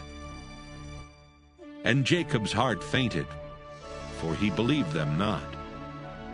And they told him all the words of Joseph which he had said unto them. And when he saw the wagons which Joseph had sent to carry him, the spirit of Jacob their father revived. And Israel said, It is enough. Joseph my son is yet alive. I will go and see him before I die. Genesis chapter 46. And Israel took his journey with all that he had, and came to Beersheba, and offered sacrifices unto the God of his father Isaac. And God spake unto Israel in the visions of the night, and said, Jacob, Jacob. And he said, Here am I. And he said, I am God, the God of thy father. Fear not to go down into Egypt, for I will there make of thee a great nation. I will go down with thee into Egypt, and I will also surely bring thee up again.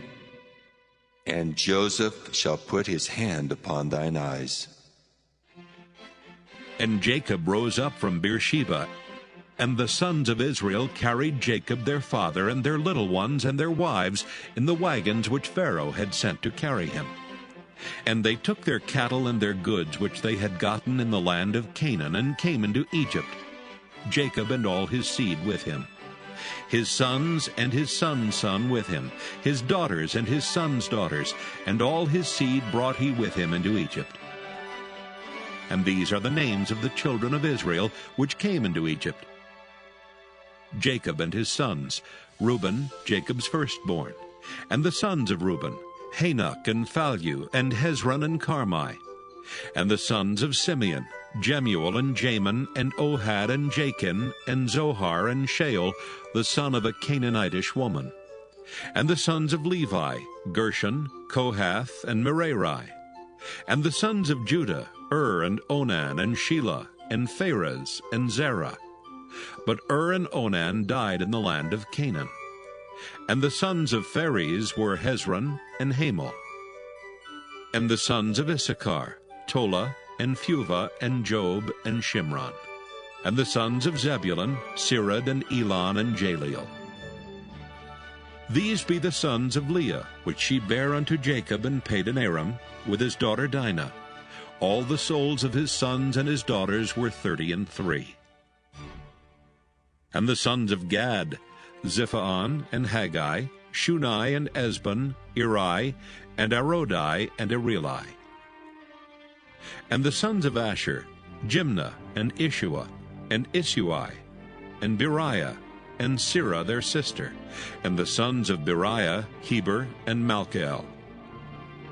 These are the sons of Zilpah, whom Laban gave to Leah his daughter, and these she bare unto Jacob, even 16 souls. The sons of Rachel, Jacob's wife, Joseph and Benjamin. And unto Joseph in the land of Egypt were born Manasseh and Ephraim, which Asenath, the daughter of Potipherah, priest of On, bare unto him. And the sons of Benjamin were Bela and Becher, and Ashbel, Gera, and Naaman, Ehi and Rosh, Muppim and Huppim, and Ard. These are the sons of Rachel which were born to Jacob. All the souls were 14. And the sons of Dan, Hushim. And the sons of Naphtali, Jaziel, and Guni, and Jezer, and Shillem. These are the sons of Bilhah, which Laban gave unto Rachel his daughter, and she bare these unto Jacob. All the souls were 7. All the souls that came with Jacob into Egypt, which came out of his loins, besides Jacob's sons' wives, all the souls were 66. And the sons of Joseph, which were born him in Egypt, were 2 souls.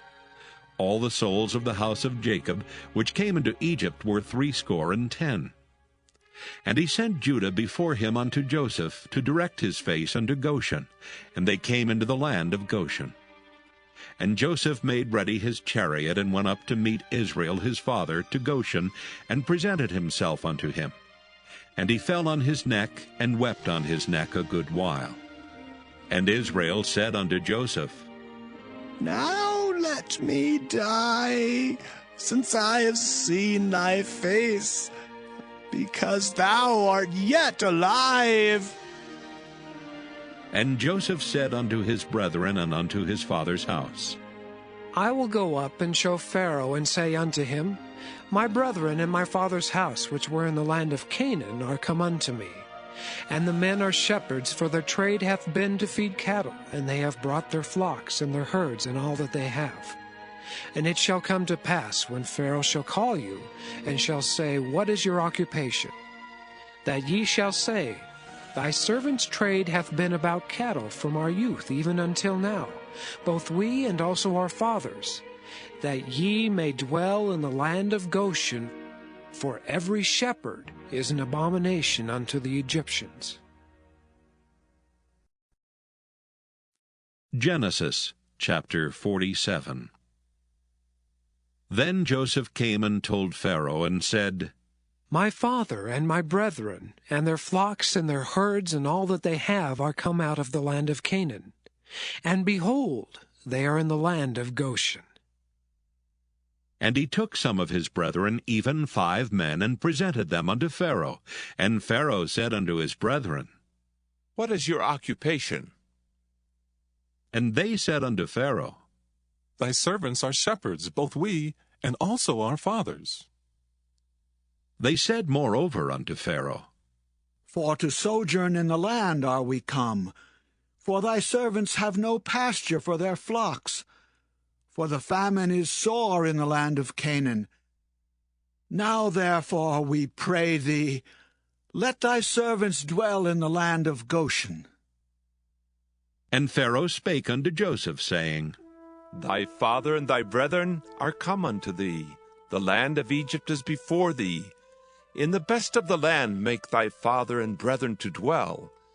In the land of Goshen let them dwell. And if thou knowest any men of activity among them, then make them rulers over my cattle. And Joseph brought in Jacob his father, and set him before Pharaoh, and Jacob blessed Pharaoh. And Pharaoh said unto Jacob, How old art thou?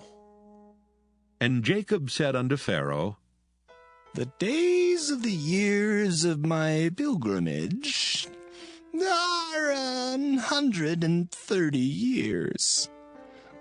Few and evil have the days of the years of my life been, and have not attained unto the days of the years of the life of my fathers in the days of their pilgrimage. And Jacob blessed Pharaoh, and went out from before Pharaoh. And Joseph placed his father and his brethren, and gave them a possession in the land of Egypt, in the best of the land, in the land of Ramesses, as Pharaoh had commanded. And Joseph nourished his father and his brethren, and all his father's household, with bread according to their families. And there was no bread in all the land, for the famine was very sore, so that the land of Egypt and all the land of Canaan fainted by reason of the famine. And Joseph gathered up all the money that was found in the land of Egypt and in the land of Canaan for the corn which they bought. And Joseph brought the money into Pharaoh's house. And when money failed in the land of Egypt and in the land of Canaan, all the Egyptians came unto Joseph and said, Give us bread, for why should we die in thy presence? For the money faileth. And Joseph said, Give your cattle, and I will give you for your cattle if money fail. And they brought their cattle unto Joseph, and Joseph gave them bread in exchange for horses, and for the flocks, and for the cattle of the herds, and for the asses. And he fed them with bread for all their cattle for that year. When that year was ended, they came unto him the 2nd year, and said unto him, We will not hide it from my lord, how that our money is spent. My lord also hath our herds of cattle. There is not aught left in the sight of my lord, but our bodies and our lands. Wherefore shall we die before thine eyes, both we and our land? Buy us and our land for bread, and we and our land will be servants unto Pharaoh, and give us seed that we may live and not die. that the land be not desolate. And Joseph bought all the land of Egypt for Pharaoh. For the Egyptians sold every man his field because the famine prevailed over them. So the land became Pharaoh's. And as for the people, he removed them to cities from one end of the borders of Egypt even to the other end thereof. Only the land of the priests bought he not. For the priests had a portion assigned them of Pharaoh, and did eat their portion which Pharaoh gave them. Wherefore they sold not their lands. Then Joseph said unto the people, Behold, I have bought you this day and your land for Pharaoh. Lo, here is seed for you, and ye shall sow the land. And it shall come to pass in the increase that ye shall give the 5th part unto Pharaoh, and 4 parts shall be your own, for seed of the field, and for your food, and for them of your households, and for food for your little ones. And they said, Thou hast saved our lives. Let us find grace in the sight of my Lord, and we will be Pharaoh's servants. And Joseph made it a law over the land of Egypt unto this day, that Pharaoh should have the 5th part, except the land of the priests only, which became not Pharaoh's. And Israel dwelt in the land of Egypt, in the country of Goshen. And they had possessions therein, and grew and multiplied exceedingly. And Jacob lived in the land of Egypt 17 years. So the whole age of Jacob was 147 years. And the time drew nigh that Israel must die. And he called his son Joseph, and said unto him, If now I have found grace in thy sight, put, I pray thee, thy hand under my thigh, and deal kindly, truly with me. Bury me not, I pray thee, in Egypt, but I will lie with my fathers, and thou shalt carry me out of Egypt, and bury me in their burying place. And he said, I will do as thou hast said. And he said, Swear unto me. And he sware unto him. And Israel bowed himself upon the bed's head. Genesis chapter 48. And it came to pass after these things that one told Joseph, Behold, thy father is sick. And he took with him his 2 sons, Manasseh and Ephraim. And one told Jacob and said, Behold, thy son Joseph cometh unto thee. And Israel strengthened himself and sat upon the bed. And Jacob said unto Joseph, God Almighty appeared unto me at Luz in the land of Canaan, and blessed me. And he said unto me, Behold, I will make thee fruitful, and multiply thee, and I will make of thee a multitude of people, and will give this land to thy seed after thee, for an everlasting possession. And now thy 2 sons, Ephraim and Manasseh, which were born unto thee in the land of Egypt, before I came unto thee into Egypt, are mine. As Reuben and Simeon, they shall be mine. And thy issue, which thou begettest after them, shall be thine, and shall be called after the name of their brethren in their inheritance. And as for me, when I came from Padan, Rachel died by me in the land of Canaan in the way, when yet there was but a little way to come into Ephrath. And I buried her there in the way of Ephrath, The same is Bethlehem. And Israel beheld Joseph's sons, and said, Who are these? And Joseph said unto his father, They are my sons whom God hath given me in this place. And he said, Bring them, I pray thee, unto me, and I will bless them. Now the eyes of Israel were dim for age, so that he could not see.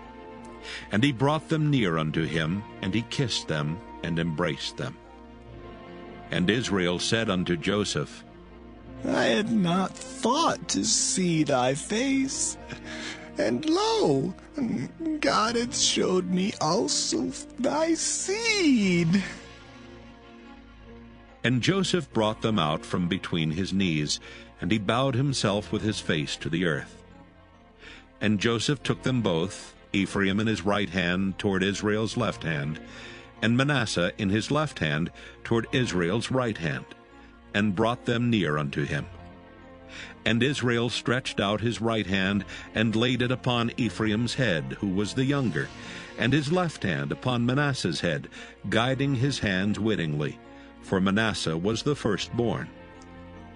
And he blessed Joseph, and said, God, before whom my fathers Abraham and Isaac did walk, the God which fed me all my life long unto this day, the angel which redeemed me from all evil, bless the lads, and let my name be named on them, and the name of my fathers, Abraham and Isaac, and let them grow into a multitude in the midst of the earth. And when Joseph saw that his father laid his right hand upon the head of Ephraim, it displeased him, and he held up his father's hand to remove it from Ephraim's head unto Manasseh's head. And Joseph said unto his father, Not so, my father, for this is the firstborn. Put thy right hand upon his head. And his father refused, and said, I know it, my son, I know it. He also shall become a people, and he also shall be great.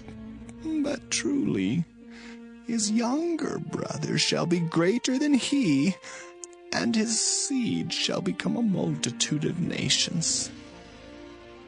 And he blessed them that day, saying, In thee shall Israel bless, saying, God make thee as Ephraim and as Manasseh.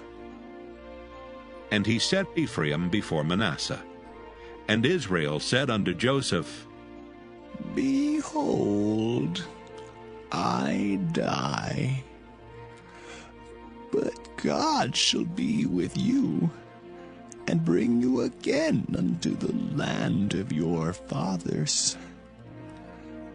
Moreover, I have given to thee one portion above thy brethren, which I took out of the hand of the Amorite with my sword and with my bow. Genesis chapter 49. And Jacob called unto his sons, and said, Gather yourselves together, that I may tell you that which shall befall you in the last days. Gather yourselves together, and hear, ye sons of Jacob, and hearken unto Israel your father. Reuben, thou art my firstborn, my might, and the beginning of my strength, the excellency of dignity and the excellency of power. Unstable as water, thou shalt not excel, because thou wentest up to thy father's bed, then defiledst thou it. He went up to my couch. Simeon and Levi are brethren. Instruments of cruelty are in their habitations. O my soul, come not thou into their secret, unto their assembly. Mine honor, be not thou united. For in their anger they slew a man, and in their self-will they dig down a wall. Cursed be their anger, for it was fierce, and their wrath, for it was cruel. I will divide them in Jacob and scatter them in Israel. Judah, thou art he whom thy brethren shall praise. Thy hand shall be in the neck of thine enemies. Thy father's children shall bow down before thee.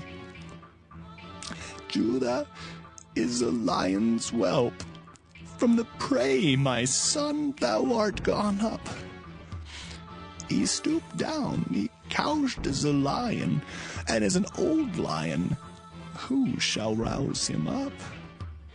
The scepter shall not depart from Judah, nor a lawgiver from between his feet, until Shiloh come, and unto him shall the gathering of the people be. Binding his foal unto the vine, and his ass's colt unto the choice vine. He washed his garments in wine, and his clothes in the blood of grapes.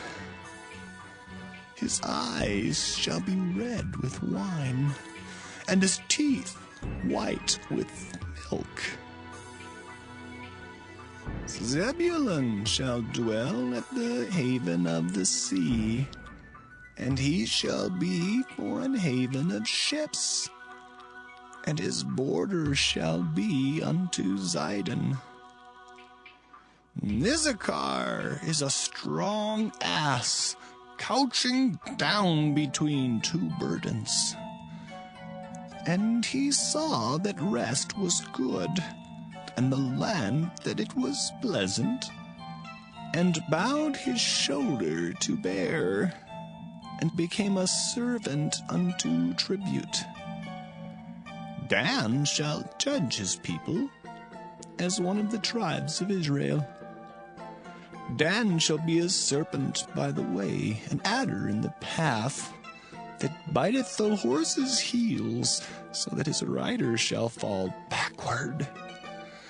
I have waited for thy salvation, O Lord.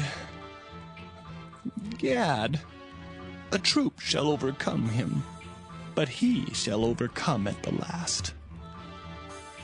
Out of Asher his bread shall be fat, and he shall yield royal dainties.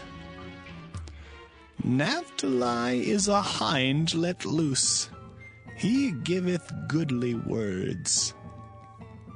Joseph is a fruitful bough, even a fruitful bough by a well, whose branches run over the wall. The archers have sorely grieved him, and shot at him, and hated him. But his bow abode in strength, and the arms of his hands were made strong by the hands of the mighty God of Jacob. From thence is the shepherd, the stone of Israel. Even by the God of thy father, who shall help thee, and by the Almighty, who shall bless thee with blessings of heaven above, blessings of the deep that lieth under, blessings of the breasts and of the womb. The blessings of thy father have prevailed above the blessings of my progenitors unto the utmost bound of the everlasting hills. They shall be on the head of Joseph, and on the crown of the head of him that was separate from his brethren.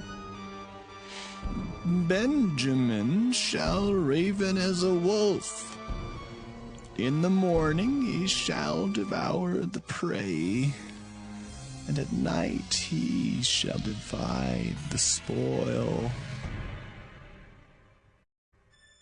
All these are the 12 tribes of Israel. And this is it that their father spake unto them, and blessed them. Every one according to his blessing he blessed them. And he charged them, and said unto them, I am to be gathered unto my people. Bury me with my fathers in the cave that is in the field of Ephron the Hittite, in the cave that is in the field of Machpelah, which is before Mamre, in the land of Canaan, which Abraham bought with the field of Ephron the Hittite for a possession of a burying place. There they buried Abraham and Sarah his wife. There they buried Isaac and Rebekah his wife, and there I buried Leah. Of the purchase of the field and of the cave that is therein was from the children of Heth. And when Jacob had made an end of commanding his sons, he gathered up his feet into the bed, and yielded up the ghost, and was gathered unto his people. Genesis chapter 50. And Joseph fell upon his father's face, and wept upon him, and kissed him. And Joseph commanded his servants the physicians to embalm his father, and the physicians embalmed Israel. And 40 days were fulfilled for him, for so are fulfilled the days of those which are embalmed. And the Egyptians mourned for him 60 days. And when the days of his mourning were past, Joseph spake unto the house of Pharaoh, saying, If now I have found grace in your eyes, speak, I pray you, in the ears of Pharaoh, saying, My father made me swear, saying, Lo, I die. In my grave which I have digged for me in the land of Canaan, there shalt thou bury me. Now therefore let me go up, I pray thee, and bury my father, and I will come again.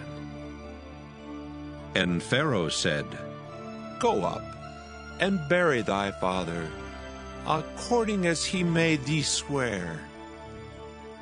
And Joseph went up to bury his father. And with him went up all the servants of Pharaoh, the elders of his house, and all the elders of the land of Egypt, and all the house of Joseph, and his brethren, and his father's house. Only their little ones, and their flocks, and their herds, they left in the land of Goshen. And there went up with him both chariots and horsemen, and it was a very great company.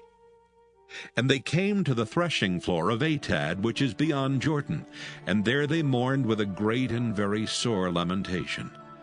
And he made a mourning for his father 7 days.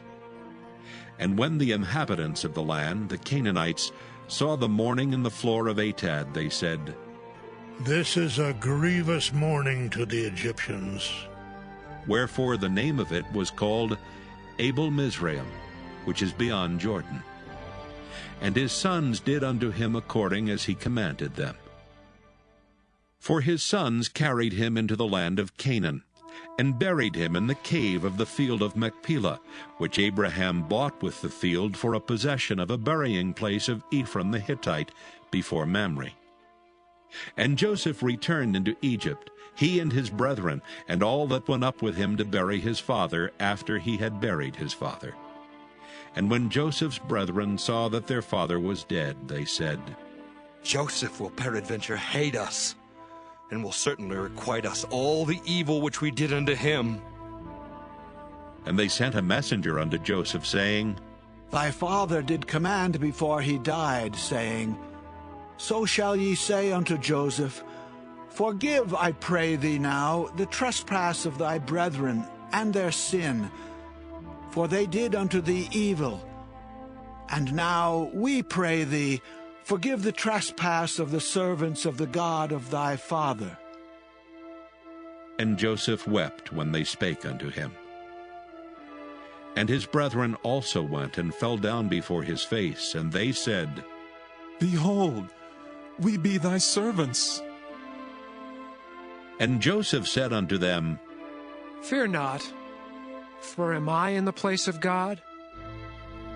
But as for you, ye thought evil against me. But God meant it unto good to bring to pass, as it is this day, to save much people alive. Now therefore fear ye not. I will nourish you and your little ones. And he comforted them, and spake kindly unto them. And Joseph dwelt in Egypt, he and his father's house. And Joseph lived 110 years. And Joseph saw Ephraim's children of the third generation. The children also of Machir the son of Manasseh were brought up upon Joseph's knees. And Joseph said unto his brethren, I die, and God will surely visit you, and bring you out of this land unto the land which he sware to Abraham, to Isaac, and to Jacob. And Joseph took an oath of the children of Israel, saying, God will surely visit you, and ye shall carry up my bones from hence. So Joseph died, being 110 years old. And they embalmed him, and he was put in a coffin in Egypt.